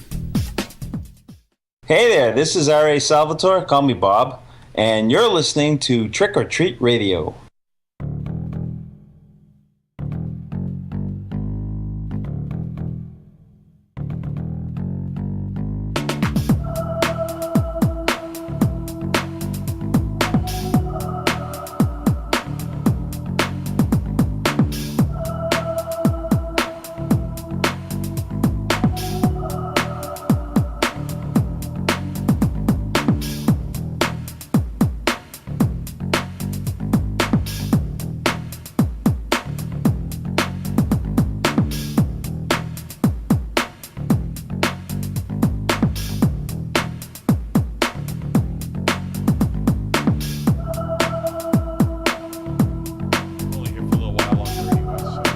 We're on the air. All right, we're back on Trick or Treat Radio. Episode 274. I guess, is 275 a milestone? Was 225 a milestone? I don't remember. Then 275 is no milestone. It's just another episode. Yeah. All right, so those guys are still out there. I'm going to get to voicemail in just a second, though. We can't wait for them. But in the chat room, we had Murph. Murph showed up, said, hey, sexy people. Jesse G showed up. First time Mike said Fred Claus 2 Kumite. Oh, shit. And first time Mike says Chromcast is awesome. Yeah, they are. And looks like Corny is heading out. Good night, Corny. Later, cornball. See you, buddy. Oh, I forgot to turn the video on. Jeez, sorry. Oh, shit. Sorry, Mars. Sorry, Murph. I don't want to deprive you guys from our beautiful faces. Trying not to laugh while I say that. Okay, so we're going to get some feedback because we get a lot going on, and I don't want to take too long. Oh, those guys are coming back, actually. I hear them right now. I hear them. Bosch says, so much sexy. So much so. Here comes one half. Yep. One half of what? Your fantasies? You wish. He wishes you were in his fantasies? I'm confused. Who in the chat room thinks Monster Zero should come live with me? Who in the chat room thinks Monster Zero should come live with Mars? Don't answer that. All right. We got 3 from Leanna, so why don't we kick it off with Leanna first? Leanna calling. Whoa. It's Raven Shadows Bay, apparently. Yeah, she's just lost a tremendous amount of credibility. Yeah. You could do better than that. Leanna says, what if Dynamo came back naked again? No. Fuck yeah, I'd open up your fat yap, huh? What? You calling Leanna? No, you. That was her words. You had to say them? Yes. Were you at knife point? Yes. What if Monster Zero came back naked? No, we've seen that too many times. Yeah. No one needs to get naked tonight, okay? All right, let's hear from Leanna. Hi, guys. Leanna again. I'm going to be sending you 3 messages again this time. The first part, which is this one, will be a poetry reading. The second one will be a review of another book, this one on horror film. MC's gonna and close the third his will eyes. be the special one for this week. It'll be my list of 10 horror movies to watch this Halloween. Ooh, now, nice. this list will be determined not fully by quality, but by its atmosphere and how much it evokes the Halloween season. Oh, man, she's But, ahead of the game here. Of course, I'm not going to give you just shit. Okay, I'm not just going to give you shit movies just because they happen to occur during Halloween. I'm going to give you ones that are good and thus manage to give you a good spooky feeling. All right. For now, I'm going to start reading our poem today, which is Haunted Houses by Henry Wadsworth Longfellow. All houses wherein men have lived and died are haunted houses. Through the open doors the harmless phantoms on their errands glide, with feet that make no sound upon the floors. We meet them at the doorway, on the stair, along the passages they come and go, impalpable impressions on the air, a sense of something moving to and fro. There are more guests at table than the hosts invited. The illuminated hall is thronged with quiet, inoffensive ghosts, as silent as the pictures on the wall. The stranger at my fireside cannot see the forms I see, nor hear the sounds I hear. He but perceives what is, while unto me all that has been is visible and clear. We have no title deeds to houses or lands. Owners and occupants of earlier dates from graves forgotten stretch their dusty hands and hold in mortmain their old estates. The spirit world around this world of sense floats like an atmosphere, and everywhere wafts through these earthly mists and vapors dense a vital breath of more ethereal air. Our little lives are kept in equipoise by opposite attractions and desires. The struggle of the instinct that enjoys, and the more noble instinct that aspires. These perturbations, this perpetual jar of earthly wants and aspirations high, come from the influence of an unseen star, an undiscovered planet in our sky. And as the moon, from some dark gate of cloud, throws o'er the sea a floating bridge of light, across whose trembling planks our fancies crowd into the realm of mystery and night, so from the world of spirits there descends a bridge of light, connecting it with this, o'er whose unsteady floor, that sways and bends, wander our thoughts above the dark abyss. Nice.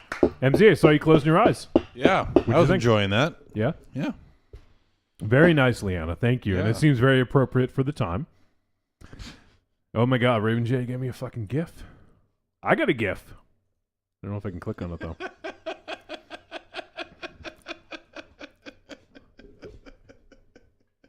He sent it to you? Man, Mount Rock.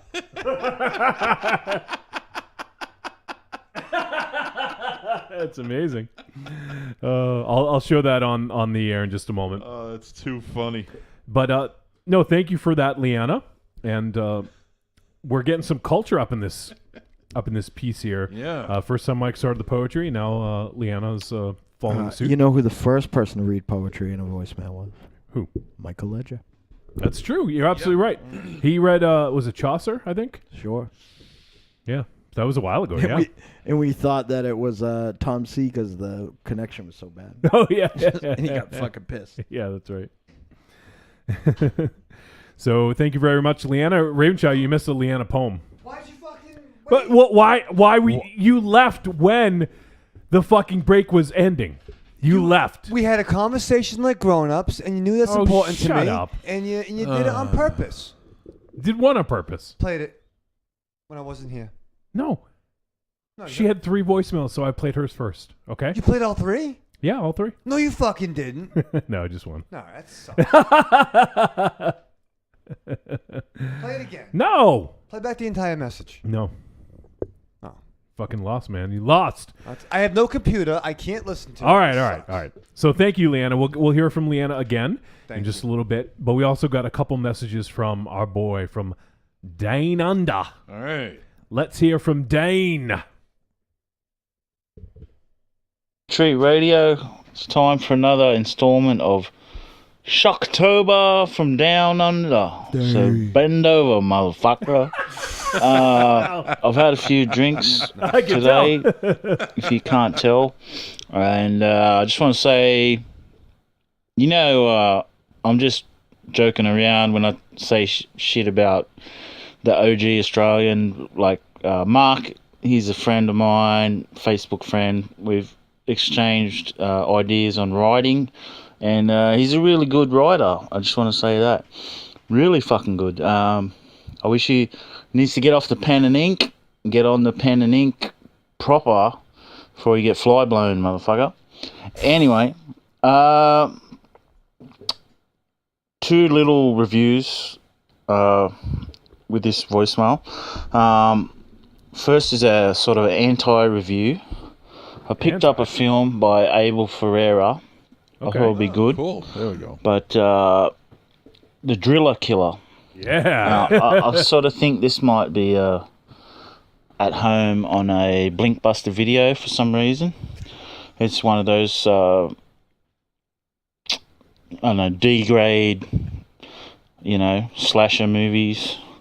But fucking, first of all, this company, Shock, is the name, and the product line is Cult Cinema. They fucking authored the movie in 3:4 ratio or whatever, and then had the black bars on the top and bottom to make it widescreen. So when I zoomed in to get it to fill the screen, it's like worse resolution than DVD on a fucking Blu-ray. So they just should. I hope they get drilled in the head by a fucking driller killer. And You can't say that of the. it just wasn't that good. It was more like an experimental student film. Abel Ferreira. It's good that he's behind the camera now because, anyway, it just had stuff like, you think I give a fuck about money, man? I don't give a fuck about money, like just, I didn't like it. Anyway, so also I'm going to talk about when I went to see one of my favourite horror movies, along with I Saw the Devil, American Werewolf in London, on the big screen at the cult movie night at the local art house cinema. Just so I've done this before, so just a few quick things. I found out it's a great watch with a crowd movie. So if you have movie night, American Werewolf's pretty good. There you go. The comedy really holds up. It's a great sound design type movie. The jump scares and they had it up really loud and it worked well. It doesn't have, I think it just has the right amount of jump scares. It doesn't overdo it, which some movies do. I'm thinking of Wolfen, another werewolf movie from the time. There's some stuff that I seen which was funny that I didn't realise was funny before. I thought it was more scary. One was like with the homeless guys. They can hear the werewolf coming off screen. The dog is getting scared. And they let the dog off the leash. You think it might go investigate. It just fucking runs the other way. Everyone laughed. I thought that was more like a scary thing. But, there's darts player who comes over and sort of says in a severe way, "You made me miss that board. I've never missed that board before." Like that. Everyone laughed at that. And what else was there? The guy in underground in the tube in the underground railway. He hears the werewolf growling and coming towards him. He says, "Hello, is anyone there?" And he goes, "I can assure you this is not in the least bit amusing." And just that line made everyone laugh. And I've never thought that was funny before. Other things I thought of there was when he wakes up in the zoo. I mean, what's that about? Like the werewolf was trying to get some wolf pussy or what, It was also a great experience. There was a guy who was disabled and he was laughing at all the right places, but he was also laughing at the wrong places. Like when you seen someone get killed, he was like, like he had this funny little laugh, and it was making me laugh more. I just, it was funny. Like when he gets locked outside the apartment, and he's the cat hisses at him. He said, the guy he laughed. He goes, "You're not a cat person, eh?" And so it was one of my good cinema experiences. All right, have a good show, guys. Thanks, bud. All right, Dane, thanks, man. We're going to hear from Dane again later. So let's... Oh, had an image all set up. There we go. There we go. All right, this is a Raven J drawing. This is from earlier, but it was, I think we were talking to Los, and then we got right into the film review. But apparently you had requested this, Mars. Do you remember requesting this last week? Picture of MZ doing math or something? I'm the math wizard, I think. Is he a math wizard? Is that what you said? Could be, yeah. Really sounds familiar. Yeah. He's holding a wand, and there's like, not really a complex equation. It's 2 divided by 5, but no, it's pretty awesome. Very cool, Raven J. And Raven J sent a GIF, but I can't seem to get it to go on to... I'll keep working on it, but it's a fucking awesome gift. It's a gift and a GIF. Ooh. Or is it GIF, Mars? Just for the kids. All right. Thanks, Dane. We're going to hear from him again. Now, let's check in with Arkham Josh, our buddy. We saw him at Rock and Shock, so let's hear from him. Hey, Trick or Treat Radio guys, it's Josh from the Arkham Film Society here. Out taking the dog for a little bit of a walk in the rain. I know it's been a couple of weeks since I've been able to call in, but, I hope everything's going well. It was great seeing you guys at Rock and Shock 2 weeks ago. I know we didn't get to hang out as much as, we probably all hoped, but, hopefully we'll hang out again in the not-too-distant future. And, it was great seeing you guys all, especially on the Saturday night and everything. I was kind of hoping to run into a couple of you guys at the Fabio Frizzi thing, but I understand, it's a pain to get out to things because I don't get out to as many things now either. So imagine if Josh never left his house for real and he's a Foley genius. Like, these were all fake noises in the background. MZ, did you go to Fabio Frizzi? That's a different story for another time. That's a fucking no. You told Jarrett you were going. Yeah, I know. I had full intentions in going. And did you have tickets? I had tickets. And no, what happened was, and this is part of the reason why you didn't hear from me that much when we were messaging each other. Yeah, I was sick. I had a really, really, really bad stomach bug. And it's one of those things that I get like maybe once, maybe twice a year. If I get sick, and I've had this. You. No, you can't get sick from this. This is completely contained on me, and I can't seem to get rid of it. And I've had it for like 30 years. Oh, I thought you were gonna say for about 10. No, I've had it for about 30 years.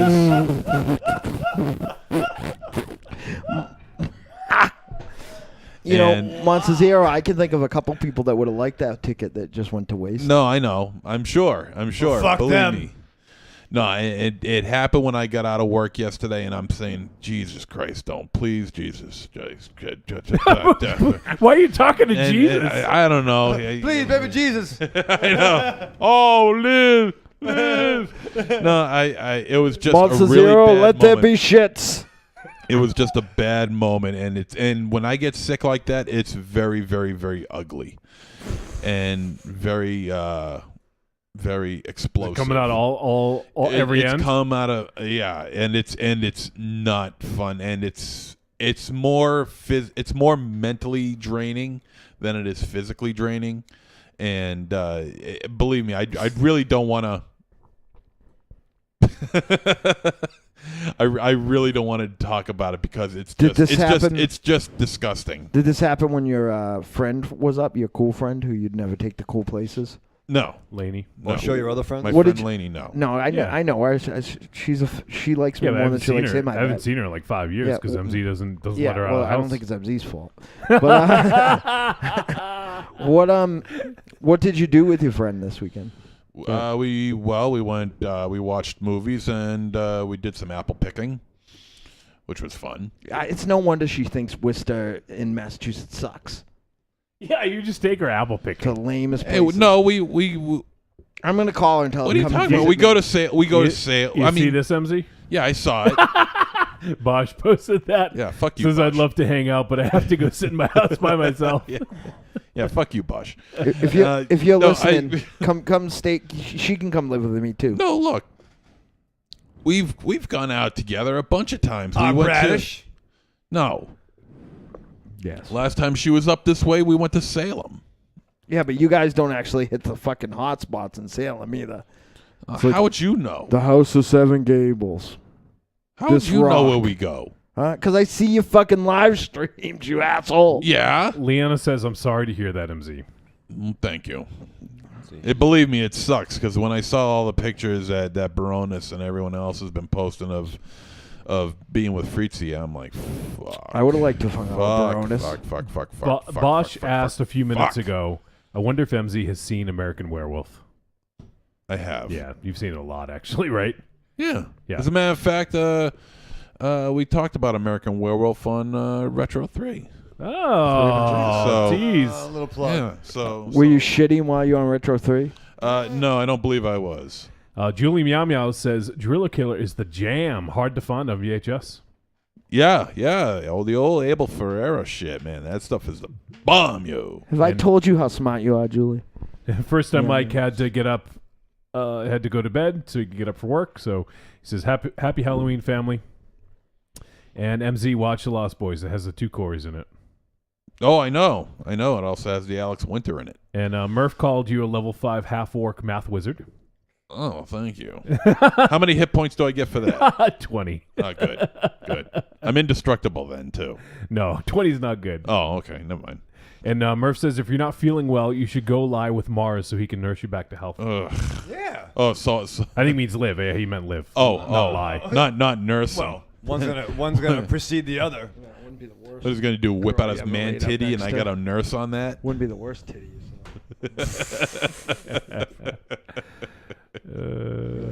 So, Josh, thank you.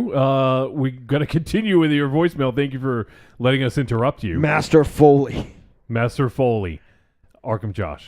I got to watch this week's film. I actually just finished it a couple minutes ago. S. Craig Zoller's Brawl in Cell Block 99. And, I really liked it.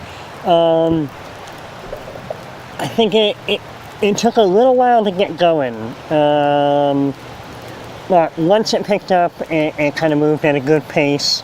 I think it had a good story. It had a really good cast.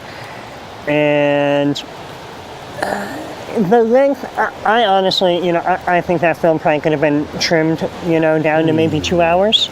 And it would have been just as effective. But, I'm not going to hold that much against it. One really interesting thing that I thought was the score. I don't know if you guys noticed, because at first I thought he just kind of, dug deep into some 70s soul, maybe some 60s or 70s soul. But then I realized in the credits that Zoller and another guy actually co-wrote all the songs and had old artists record them, which is really interesting. It adds a whole new interesting kind of layer to his filmmaking. And I'm actually kind of more interested to go back and check out more of the songs on their own to see kind of like how they play in to the overall film. So overall, I'm going to say this is a definite treat and a big recommend.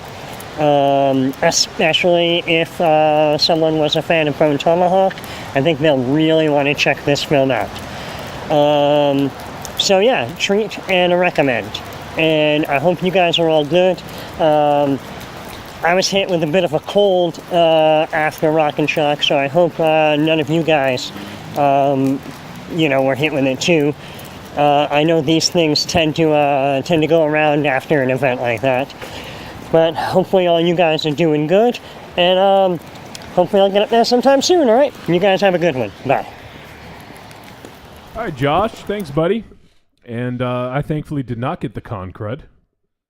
I think Slegoff got a bit of it, he said. Yeah, I had it. Well, he had con and airport crud. It's true, yeah. I'm not sure you were there long enough to get con crud. Yeah, no, I already had it. He lives with it.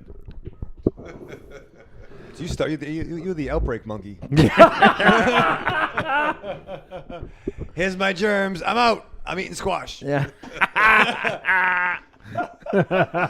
I got squash at home. I gotta go. All right, shut the fuck up. You probably had bad squash. Yeah, that's probably what it is. Yeah, you got squash. It was that squash that did it to you.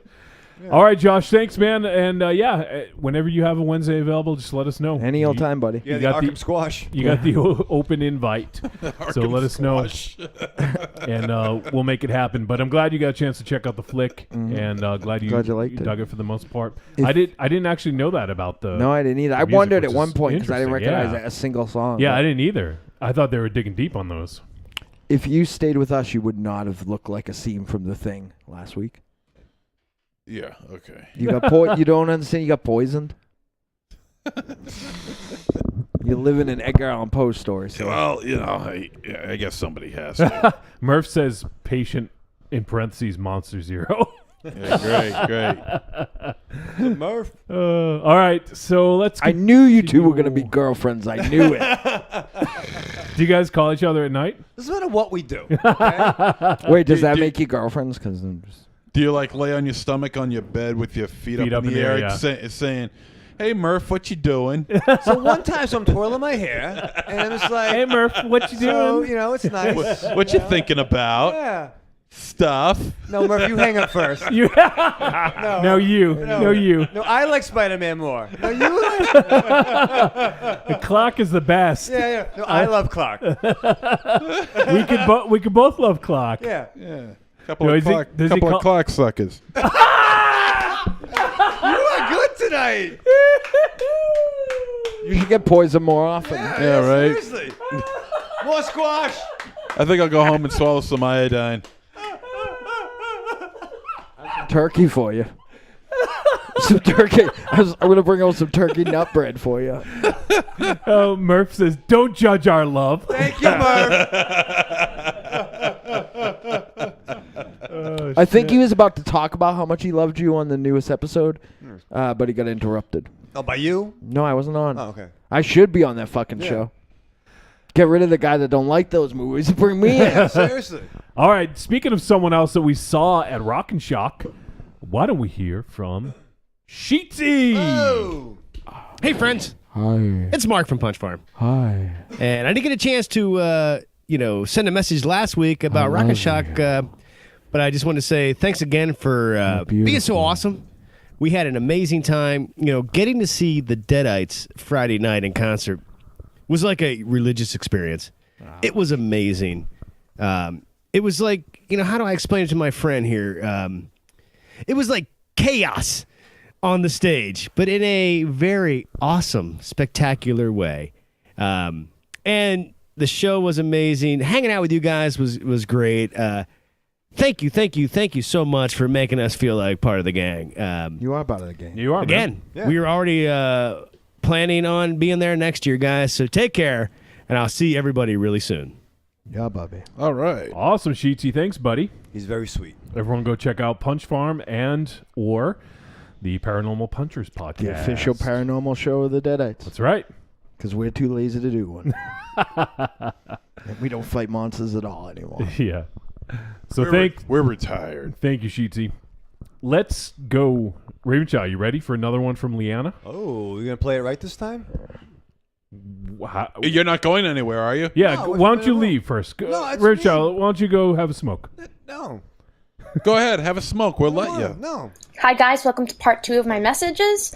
Will be a review of the book Horror Cinema, the best scary movies of all time, edited by Paul Duncan and Jürgen Mueller, and published by Taschen. It's a small book, hardcover, but very heavy because of the glossy pages full of photos. And I highly recommend it for both hardened fans of horror and beginning fans of horror. Why?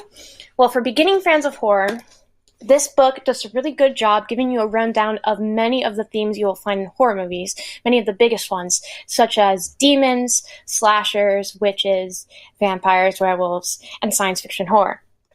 The analysis of these movies are really, really great. They give you a rundown of the behind the scenes. They give you lots of information behind the themes near and dear to the writers and the director's heart.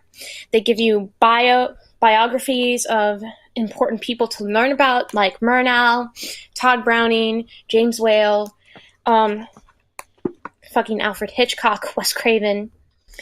And it gives you a good context for why these themes become popular during certain eras of the 20th century, which is really, really important, I think, to understanding the themes of a horror movie.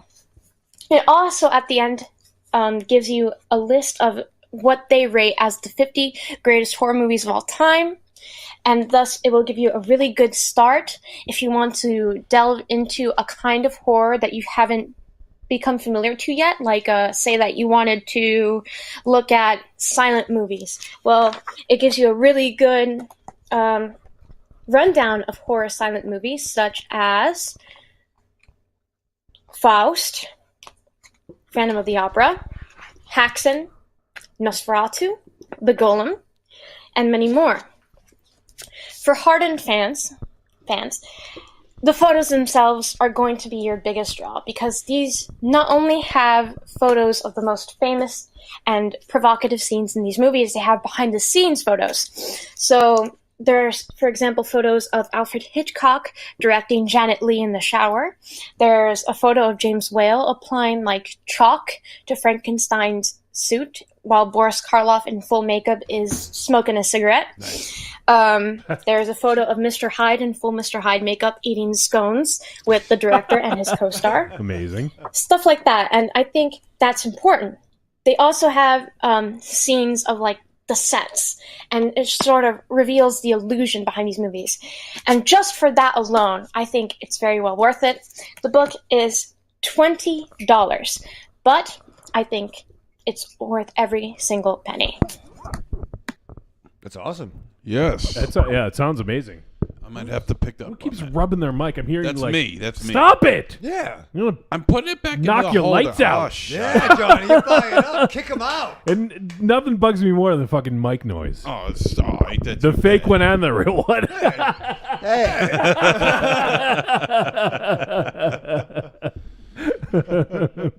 And Julie says, I'm really excited to read that book. Yeah. So, yeah, it sounds awesome. It sounds super, super cool. And I appreciate the heads up because I was actually not familiar. That's dope. Mars, were you? Never heard of it. All right. So there you go. You turned us on to a new book. So we're going to have to check it out. And actually, Leanna, your last voicemail sounds kind of like what we asked for the Halloween show. Would you like us to save it for the Halloween show, or do you want to send it a new one, or just play it tonight? It's totally up to you. It sounds very similar to what we want to do for the programming a film festival. So let us know in the chat room if you would like to hold it off until then. Otherwise, we'll play it tonight. No problem. I'm interested in hearing it. Let's go to our boy, First Time Mike. FTM. 6 more days till Halloween, Halloween, Halloween. 6 more days to Halloween, Silver Shamrock. Hey everybody, this is First Time Mike. How's everybody doing? Just wishing you all the happiest of one of the greatest holidays of the year, Halloween, on this final episode before that August date. What are you guys going to be doing for Halloween viewing? What's your favorite movies you like to pull out, or maybe something new you want to try? Or is there any like local film festivals that have or theaters that are running like special horror movies? There's some around my neck of the woods, and I'm still deciding what I might go see, so I'm not really going to say it here. But on Sunday and Monday, I have Monday off of work, so I'm planning on watching like Waxwork 2, maybe the Neon Maniacs, maybe a copy of Spookies I found. I'm not going to tell you guys where I found it. And I'm looking for Monster Mash movies this year. Kind of like those movies, especially from like the 80s and 90s, where there's a house, there's monsters all over the place. There's a lot of times no explanation that makes sense, but it's just monsters. Sometimes it's funny, sometimes it's strange, sometimes it's make up with this budget of what I have in my pocket, but I'm just looking for monster movies this Halloween. Again, what are you guys watching? This is First Time Mike, wishing everyone a happy Halloween. Wow. Bye. Oh that was good. Well, this does kind of go with the Halloween theme, but we can give them a few, right? Yeah. Mars, you've been very, very busy watching movies. So do you want to talk about a few? Yeah, I'm trying to hit 31. Yeah. You're going to finish off with Rob Zombie's 31? Yep. One thing that I'm going to bukkake Rob Zombie's 31. One thing that that's not what you meant. No. I liked the film Blood Harvest. I thought it was creepy in a way that, like, creepy in like a douche chills sort of way, not necessarily creepy in like a atmosphere sort of way, though. It did have it was quite atmospheric at times. I watched The Babysitter, which I like have a lot of mixed emotions for. Like, I feel like it could have been fucking awesome, and it was at its best okay. I saw that too. I don't hate it nearly as much as some of my more hipster. Raven Shadow watched a movie outside of the show? Yeah, see? I do that sometimes. Wow. I'm impressed. Yeah. Give me one. One thing I watched recently, this wouldn't be like my choice for like got to see this around Halloween time, but I watched the first 4 episodes of the second season of Channel Zero. Oh yeah. It's called No End House, and I'm really fucking loving this. I loved the first season, Candle Cove, but I think I like this one a little bit more. It's a bit more of a mind fuck, I think, and I really love what they're doing with it. It's super, super interesting. So if you guys get a chance, I really recommend checking out No End House. It actually, season finale was tonight, so it's only 6 episodes. It's a breezy kind of watch. It was Candlestick Cove only 6 episodes? It's Candle Cove, but yes, 6 episodes, that's it, yep. So and they're about 45 minutes each, so you can, it's about 4.5 hours of, per season, but it's a pretty breezy watch, and I'm really digging it. Yeah. And also, I'm sure, like everyone else out there, this upcoming weekend, I'll be watching Stranger Things Season 2. Not me, I'm waiting until after Halloween. It's going to slow down my stride. Something I did watch that was a nice surprise. I thought we might have reviewed it for the show, because but I watched this movie, and it wasn't awesome, but it's way better than you'll think it would be. It's called Scare House. Oh yeah, you're telling me about that. It's a bit too soon to be nostalgic. It's a bit too late to be a torture porn movie, which it is, and a bit too soon to be nostalgic about torture porns. But the biggest surprise for me during this Halloween watch was something off my list of shame, and that's Prom Night 2, Hello, Mary Lou. Oh. That movie is a certified masterpiece, in my opinion, and I think that everyone should watch it around Halloween. I believe Michael Ironside is in that. Oh, yeah, he's the principal. Yeah. MZ, do you have any? Because I know, obviously, you're a big fucking horror. Vulgar guru. Well, I watched... I started watching this movie. It's really, really, really bad. It's on YouTube, called Cruel Jaws, and it's an Italian. Yes. It's an Italian shark movie. That's not the last shark, is it? It's not the same thing? No. Okay. No. I'm going to have to track down. No, that's another one. That's one that's... I know which one you're talking about. I saw that one, too. That one, I think, also has Priscilla Barnes in it. Nice. But this one is called Cruel Jaws, and it's basically Jaws 5. Okay, yeah. Also known as Jaws 5, and it's a terrible movie. You know what? I think I may be mistaken, but I think OTC covered this, or at least talked about it. Cruel Jaws. Yeah, does that ring a bell, Mars? Maybe. I think they might have done The Last Shark. Actually. Okay, that might have... I might be thinking of another shark movie then. Yeah. All right, go ahead, continue. And avoid it at all costs. It's really a piss poor flick. I think I could have told you that That's the not way a good- you started off. He's asking for good recommendations. Not for nothing, but this is not the way recommendations. Good recommendations? Well, Yes, I don't have any Jesus good Christ. recommendations. If I wanted to go by good recommendations, I Not would lately, have to... just any fucking old thing. All right. Chill out. Well, I went on a Lenzi kick, so I was watching Cannibal Ferox in Nightmare City, and Nightmare City is a crazy batshit film, and I highly recommend that one. It's the one where all the zombies have sweaters, right? Yeah, and they all kind of look like werewolves rather than zombies. Yeah. How about you, Raven Shadow? What was the question again? What am I looking for? Fucking recommendations for Halloween for horror movies. Yeah, there's so many options. Oh my fucking god! No, you know what I'm gonna do? My goal is to. I will be doing the trick or treating. Well, I'm not trick or treating. I'll be passing. You're going trick or treating? Yeah, me and the fucking ghetto boys are going trick or treating. No. I'm gonna be home to pass out the candy for the kids, and then my goal is to watch Monster Squad. Then you're gonna pass out. No, I'm good. I'm on a good run. All right, well there you go. First time, Mike. We're gonna have more for you. I didn't want to spoil too much, but on the Halloween special, the extra special Halloween special, we are going to be talking about programming a Halloween film fest. So we will definitely have more on there for you. So Halloween. All right. Let's now go to Dane Under once again. This is he said this was a little bit long, but I didn't want to he said he'd record it, but I didn't want to have him do that. So let's go to Dane and hear from Dane again. What's up, Trick or Treat Radio? Hope you're having a good show today. I I just want to say I bought the Greatest Hits volumes the other day. Oh, thank you. Been laughing a lot, you know.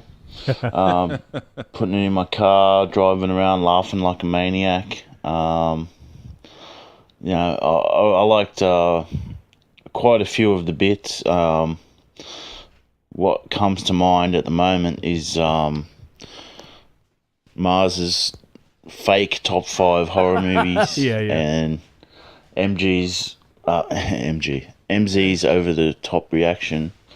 It was he said something about someone took a shit on a pile of shit, and I think of that when I see Harvey Weinstein's face on the TV these days. Yeah. Okay. So I'm going to do a little horror review today on a movie that a friend gave me the other day.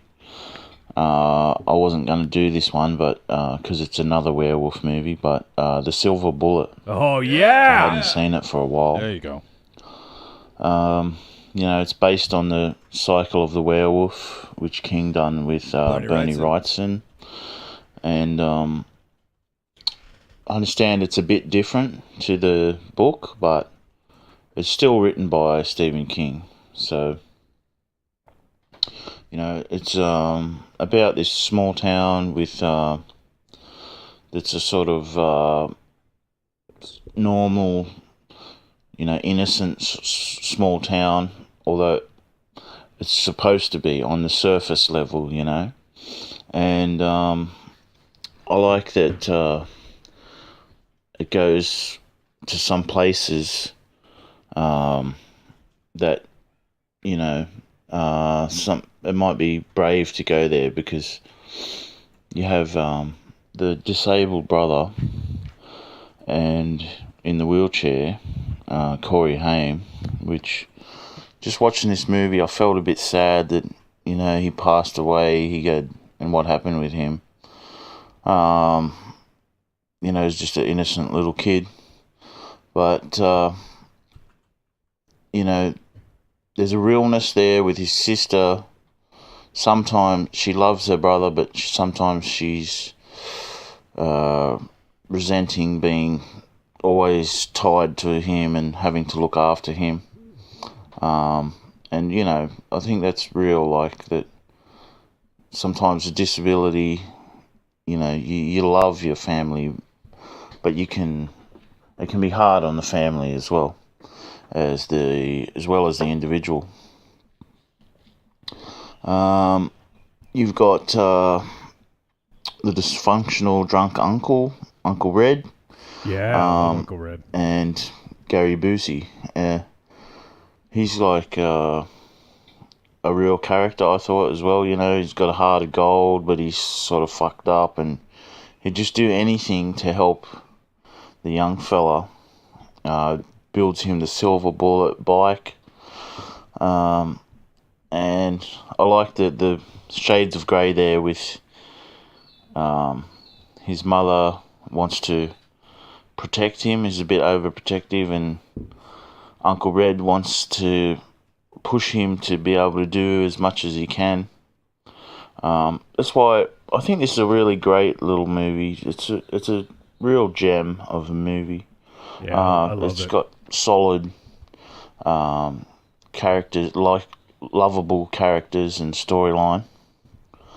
Now, I find that with most werewolf movies, they use the werewolf as a metaphor, and with this one, you've got this picturesque little town, and then there's certain things you see where, and I don't think it goes into it very deeply, but there's an allegory of a sort of dark underbelly of immorality. There's a part where the sister hears the guy telling the woman that she's just told him she's pregnant, And he's like, that's not my baby. I don't want nothing to do with that. Yep. And then she tries to suicide. She ends up being the first victim of the werewolf. There's the douchebag dad who says, as the boys on Atomic Age Media brought up, you fucking cripple. They ought to be put down at birth. Like, I don't know what he done, but I can imagine he doesn't go to church or anything, and that's the other thing. There's sort of like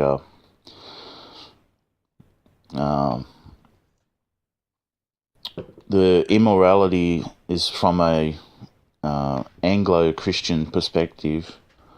Anyone doing something wrong tends to not last and get killed by the werewolf. There's the young kid who skips school.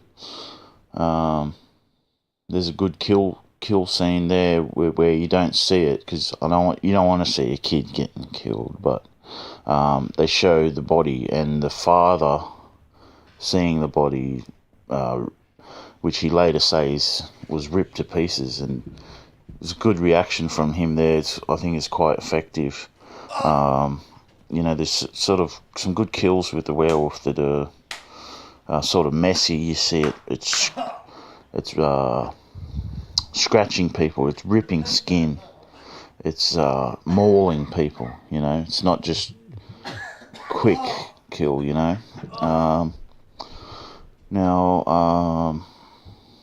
There's a great scene where the werewolf's hiding in the fog. There's some really cool. I don't want to give too much away.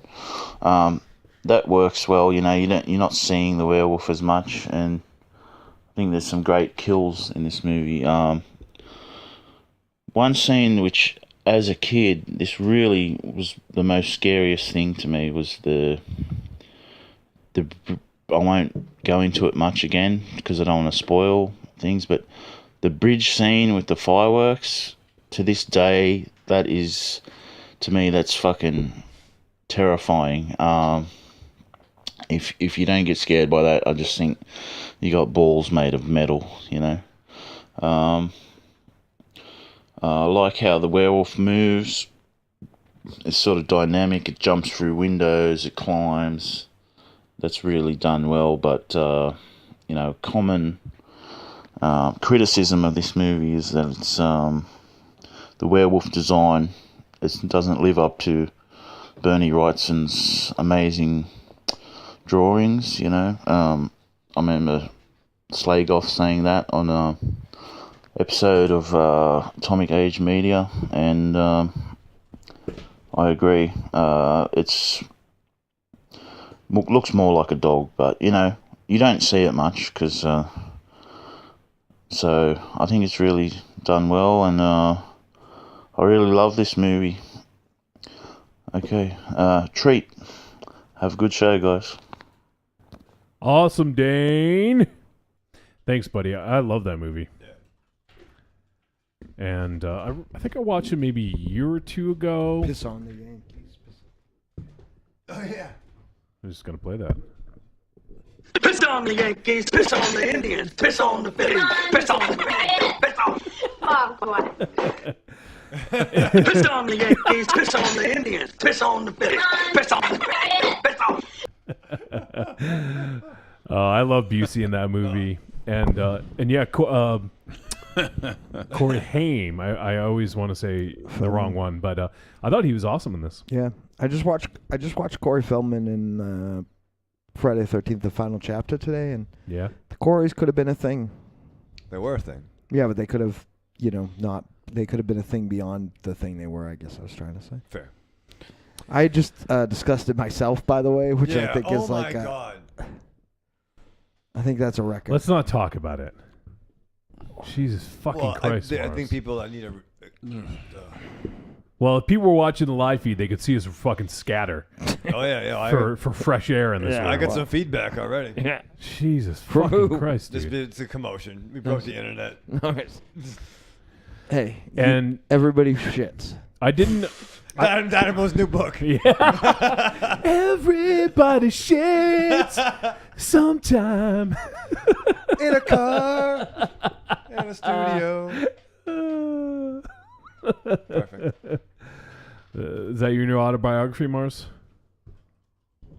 No. Why?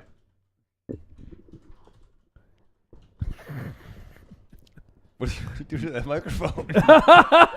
You guys are mean. We're mean. You fucking just smoked us out, you Yeah, you asshole. fucking crop dusted You're laying us. wolf Yeah. bait in here. If you watch my live stream from Tiny White's Maze, I crop dusted that thing from start to finish. Oh, those fucking poor kids. I hope they melted. So Serrana was hanging out in YouTube, and I just commented and gave her the link to the chat. I don't know if she's still there, but she said, I just tuned in 5 minutes ago. This is a while ago.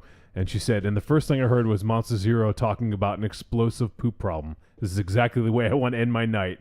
And she left a heart. We're sorry, Serrana. That's... Yeah. All right. Let's finish up this feedback because we got to end this episode. And thank you, Dane. We appreciate the feedback. And, man, I love Silver Bullet, so feel free to talk about that movie anytime, any old time. And we have another one from Leanna. You excited, Raven Shadow? I am excited. You're bae. Oh, Mama Leo. Part 3, my top 10 horror movies for Halloween. Number 10, John Carpenter's The Fog, for its great location, atmosphere, and premise. Number 9, It Follows, for its anachronistic environment, the great scares surrounding this unique monster, and it takes place during autumn. Number 8, Scream, for its meta look at one of horror's biggest subgenres, and how much of the plot takes place during a party where others watch Halloween movies. I mean, what better, right? There you go. Number 7, Evil Dead, the first Evil Dead, because it's probably the scariest one, or at least the one that tries to be the scariest. It has good atmosphere and camera work, and it takes place in a lone cabin in a dead-looking forest. Pretty Halloween-y to me. Number 6, The Witch, because of its look at one of the most famous monsters in our current culture, the witch, and its psychological look at the fears and anxieties of the Puritan mindscape. Number 5, Night of the Living Dead, for being such a beautifully shot black and white movie, being one of the best zombie movies of all time, not to mention the one that got the whole thing started, and being the most proper for Halloween, I think, of George Romero's original Dead trilogy. Number 4, 1931's Dracula. Need I say more than that? I mean, it's Bela Lugosi in the cape. And, of course, we can't forget to mention Dwight Fry as Renfield and his crazy laugh. Number 3, Frankenstein. Some people might take issue with me putting the first Frankenstein instead of the sequel, but the sequel more humanizes the monster, and I think, for Halloween, we need more of the spooks. Number 2, Michael Dougherty's Trick or Treat. This is the ultimate horror movie exploration of the Halloween holiday, and thus you cannot miss it. I highly recommend this anthology film. And finally, number 1, you all knew it was coming, John Carpenter's Halloween. The movie that started, or really made the slasher genre popular, the movie that, the most popular holiday horror movie, possibly, not to mention one of John Carpenter's best works. If you don't watch this on Halloween, what the fuck are you doing? You're not a horror fan. Come on. You gotta watch this. I hope you guys enjoy my list. Obviously, these are my opinions. Again, this list isn't necessarily based upon quality, but rather on how much Halloweeniness is in the movie. Thanks, guys, and bye. Awesome, Leanna. Thank you. That was a great list. And I would definitely have a lot of those on mine. And who knows, maybe we'll see some of those show up on the Halloween episode. So is anyone here going to watch Halloween on Halloween? Does anyone do that? Apparently not. All right. We usually, my special lady friend has a bunch of movies that she usually watches, and that's in the list. In the chat room, Leanna says, Dane, you're so colorful, when Dane had called in. And where'd it go? Julie Meow Meow says, cruel, cruel jaws, leaving me here on my own. It's a cruel, cruel jaws. Right, Mars? Now you're gone. And Julie Meow Meow says, the Coreys make everything they're in even better. Ooh. And so there's a little discussion about fucking Weinstein, whatever the fuck his name is. And he's a douche. Yeah, he's a douche. Leanna says, kind of fucked up that Tarantino knew about Weinstein the whole time. Yeah, that is fucked up. And Cecil says, yeah, I feel he knew about James Toback as well, but who didn't, turns out. It's interesting because, you know, if you're in that position, you want to, I mean, Tarantino's a young director at this time, you know, getting films put out by Miramax, and I guess it's sort of that whole looking a gift horse in the mouth kind of thing, you know. I hate to say that he should have said something, but I can't blame him in the position. You know, I don't know. It's such a tough spot. I don't know what that's like to be in, you know. So it's hard to really broach that without really knowing. I mean, in hindsight, yes, absolutely, he should have said something. But given the time, he wasn't. You know, he was a young guy making movies and wanted to make his next one. And I'd like to think if he spoke out, he might not have been able to do the right thing. I feel like I've given away opportunities for less, but who knows? I'm not gonna. I can't put myself in someone else's shoes. You know what that means to them. Yeah. And Bosch says, I think it goes beyond just power in the industry. These guys like Weinstein or Mafia, all sorts of retaliation for speaking up. It sucks. Absolutely. Is Leanne not on the fib? No. Corny actually had tweeted and asked if she was. He tagged us. That's why I knew. Asked if she was on Facebook, and she is not. You should get on there, kid, because she had a reason apparently. So all right. Not like I mean, it's not. She just doesn't like it, I guess. So is it my fault? Probably. Is it my fault? What did I do? I'll fight you. It's not your fault. Bosch says Beetlejuice is a big time Halloween movie for me. Yeah, I was thinking about the Beetlejuice. Beetlejuice. Yeah. Yeah, that's one that I wish was in my Halloween rotation, but I don't have it right now. For the thing that we're doing, you guys can use for the thing we're doing for the Halloween special. You can use any criteria you want. If we were programming a Halloween film festival, so take that how you want. It doesn't have to be horror. If you want to justify a non-horror, go for it. It doesn't have to, you know, whatever you want. Use your own criteria. And if you want to explain the choices, go for it. So, Leanna says, no, Mark Zuckerberg just sucks. So, there you go.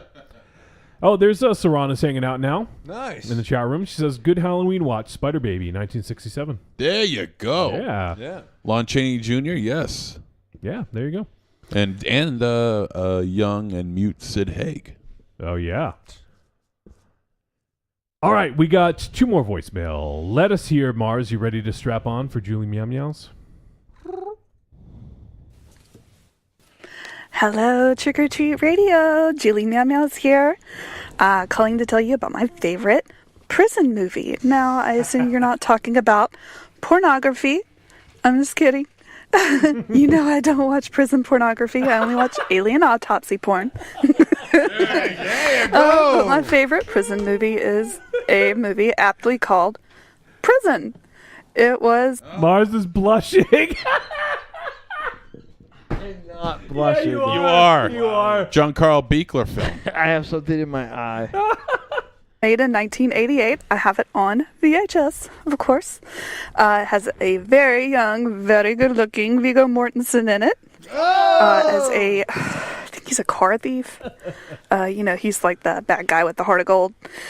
It also has a whole cast of kooky characters getting killed by a ghost, evil spirit in the penitentiary. who was executed there. Of course, they've got a evil warden thrown in there for good measure, kind of like Shawshank. Mars loves that. Using the Joe Bob Briggs measurement of a horror movie.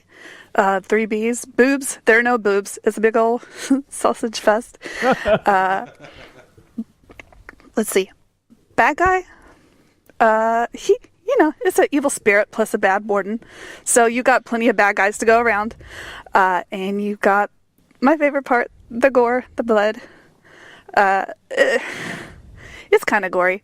There's some pretty good splatter in there, but overall it's a good movie, and I think you guys should check it out if you hadn't seen it. Bye. Awesome. You know what? I think I've seen Prison. When you mentioned it, I wasn't sure, but I looked up the poster. What year was it? 88. 87 is it? 87. Directed by Rennie Harlan. Yeah, I've seen it. It's great. Yeah. I have some dusty in here. You crying? No.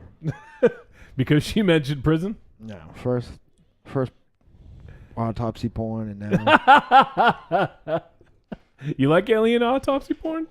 Leanna doesn't like me. What if it's a bad day? She didn't say that. She did. I saw it. You're not Mark Zuckerberg, you idiot. I am Mark Zuckerberg. Where's your fucking money then, asshole? Yeah. Why aren't you paying us? I suck. That's why. Yeah. I don't know if Mark Zuckerberg would have cancer. I think he can afford to. Wow. What? That's not. I'm just saying. No, like, it's kind of mean, though. I think it's not mean. I know Dynamo knows Soldier early on, but that's a little mean, though. Wow. He sleeps in a fucking cancer-free chamber, probably. Wow, he's just fucking laying it on. You're like Vince Vaughn in the fucking prison. Yeah. Play Julie's message again. Yeah, but that's the entire Leanna message. says, I like you, Dynamo. Whoa. I don't believe any of it. And she said Mark Zuckerberg grew into a Bostonian Lex Luthor, I guess. What does Mark Zuckerberg have to do with any of this? He's not from Boston. He fucking started Facebook. That's why she doesn't like Facebook. That's what MySpace? she said. Is MySpace still a thing? MySpace. What was that guy's name? I'll put you in my top 5. Tom? I guarantee. Tom Space. Yeah. Tom Space. I'll put you in my top 5. Whoa. Why just the top 5? Why not go top 8, bro? Not you. Bro. You're not in it. You fell right off the fucking top 35. Yeah. Fucking. Why don't you make lists of people who don't have cancer? Yeah, right. Yeah. It's like, guess who else is healthy? Yeah. Harvey Weinstein, real healthy. Yeah. That's fucking great. It's fucking mean, fucking dude. Jerks. Bullies. All right, and I think we got one more. And yes, one more. We have another Cell Block 99 review. Hey guys, it's Rocky. It's been a long time since I've been able to watch a movie at the same time as you guys, so I was pretty excited when I was able to find this movie this week online and can actually give sort of my 10 cents worth of review here. But so yeah, I happened to find Brawl on Cell Block 69 on Pornhub, and I will say that it was an unusual choice for you guys. The plot was thin, so was the guard number 3's penis. It was kind of odd. Looked a bit like pulled taffy. The lack of female co-stars was a little offsetting. It took me a while to adjust to that. But, hey, I figure, MZ needs something. So it's good that you guys picked a movie that was MZ-centric for a change. I didn't hate it. Didn't love it. Again, not your usual fare. Didn't really see any horror, really, unless you talk about the one female lead who wore the hairnet on her butt was really strange. But, to each their own. I don't want to judge. I will give this 2.5 erections straight up. I managed to climax twice. There was almost a third, but the bald guy with the cyst on his neck just didn't do it for me. So anyway, that's my review. Hope you guys have a great night. Hope there's a better film next week. We'll see you. Happy Halloween. I'm gonna go watch Tiny Toons now or something, I think. Wow. Thanks, Rock. I think he might have watched the wrong movie, but I'm not sure. Yeah. Rocky Can't be positive. liked that movie. He didn't love it. Treat. Wow. Okay. Well, thanks, Rock. It's good to hear from you, man. Everyone hates me except Cecil. Why do you think people hate you? Because I am on the internet and I get talked to. And now you are talking about all the healthy people. Yeah, it's fucking rude. Rude. Leanna says 2.5 erections. Right. All right, well, that is it for voicemail, and it's so fucking late. What the hell happened? Yeah. We talked about this movie for like 90 minutes, didn't we? I don't know. That's not the problem. There's a weird thing at the beginning where the show just stopped, and you started fiddling with technology, and we just had to make up a bunch of shit to talk about. Yeah, but the intro wasn't that much longer than normal. Like maybe 10 minutes. I feel like it might have been. No, 10:10 is when we went to break, I think. Somewhere around there. Wow. I'll go fuck myself then. Jesus. Whatever. Maybe I'm too sick to remember. Yeah, Jesus Christ. All I said was that Mark Zuckerberg could probably pay to not have cancer. That's all I fucking said. Yeah, Mark Zuckerberg will probably be fucking healthy. He'll probably live forever. I'll get him on the show. Fergie, she's okay. Yeah. Plastic surgery notwithstanding. All right, we didn't really talk about this much, but if you guys have a favorite prison film, let's do it in the goodbyes. I didn't check Twitter, but it's okay. We'll leave it to next week. So, MZ, favorite prison film and your goodbye. Chained Heat. Somebody just put a penis Sybil in the Danning, chat, Linda Blair. I could live with that shit. And Reformed Schoolgirls, yes. All right. Arrivederci, douchebags. All right. Raven Shadow. Well, my favorite prison, Oz was that's some fucking hard. Oh, there you go. Yeah, that's fair. You know, it doesn't have to be a movie. Yeah, I'll fucking put you in the dirt. That's not good. And honorable mention, the Tango and Cash, because they were in prison for a little while before they escaped. All right, yeah. That's like saying Strange Brew is a prison film. Well, yeah. Fucking stir crazy, man. Yeah, there you go. Right. All right, fine. With Richard Pryor and Gene Wilder. Yeah, it was the Gene Hackman. That would have been a fucking different film. Yeah, it would have been. Why don't you say goodbye? Thank you. Live fast, love hard, die with your mask on. All right, Marzi Man. I'm going to say the Big Bird Cage because I'm a terrible person. There you go. Good stuff right there. And that sums up why all the women hate me. And Johnny. Yeah. Apparently. All right. You going to say goodbye?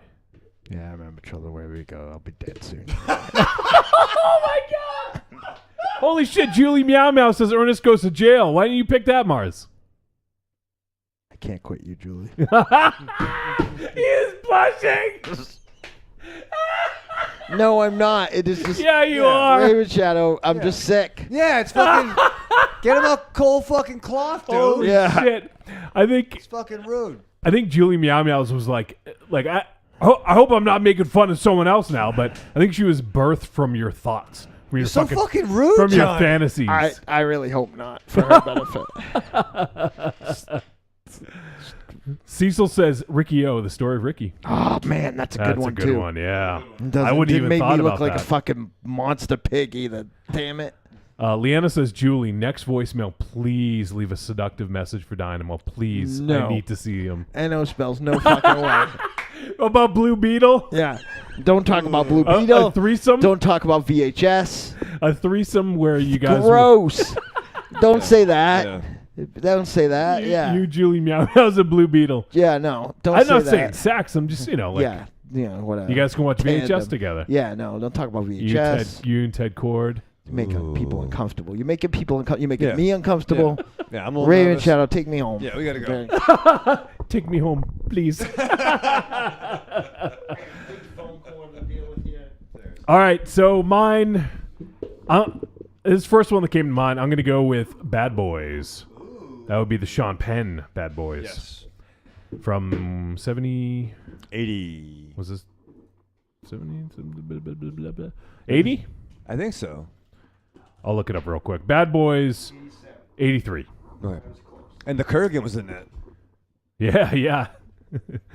I haven't seen that movie in a long time, but I remember loving it. But yeah, actually, absolutely. I totally forgot Clancy Brown was in that. Yeah, you're right. All right, so there you go. There's mine. And next week, once again, we're going to have the Cromcast on. I'm not sure what we're going to do, but it's probably going to be more geared towards their interests. You better not embarrass me in front of that Cromcast. Oh, I'm going to embarrass you. No. Maybe Julie will send her seductive voice message. Don't. She is a peer and an equal. She doesn't have to say things just to entertain you. All right, and say Arrivederci, douchebags. He did. Fuck. All right, so next week, Cromcast. Don't know what the movie is just yet, and we'll have I don't know. The question. Oh yeah, the question is, what is your favorite Robert E. Howard adaptation? Story of his, or just something inspired by his work. I got mine already.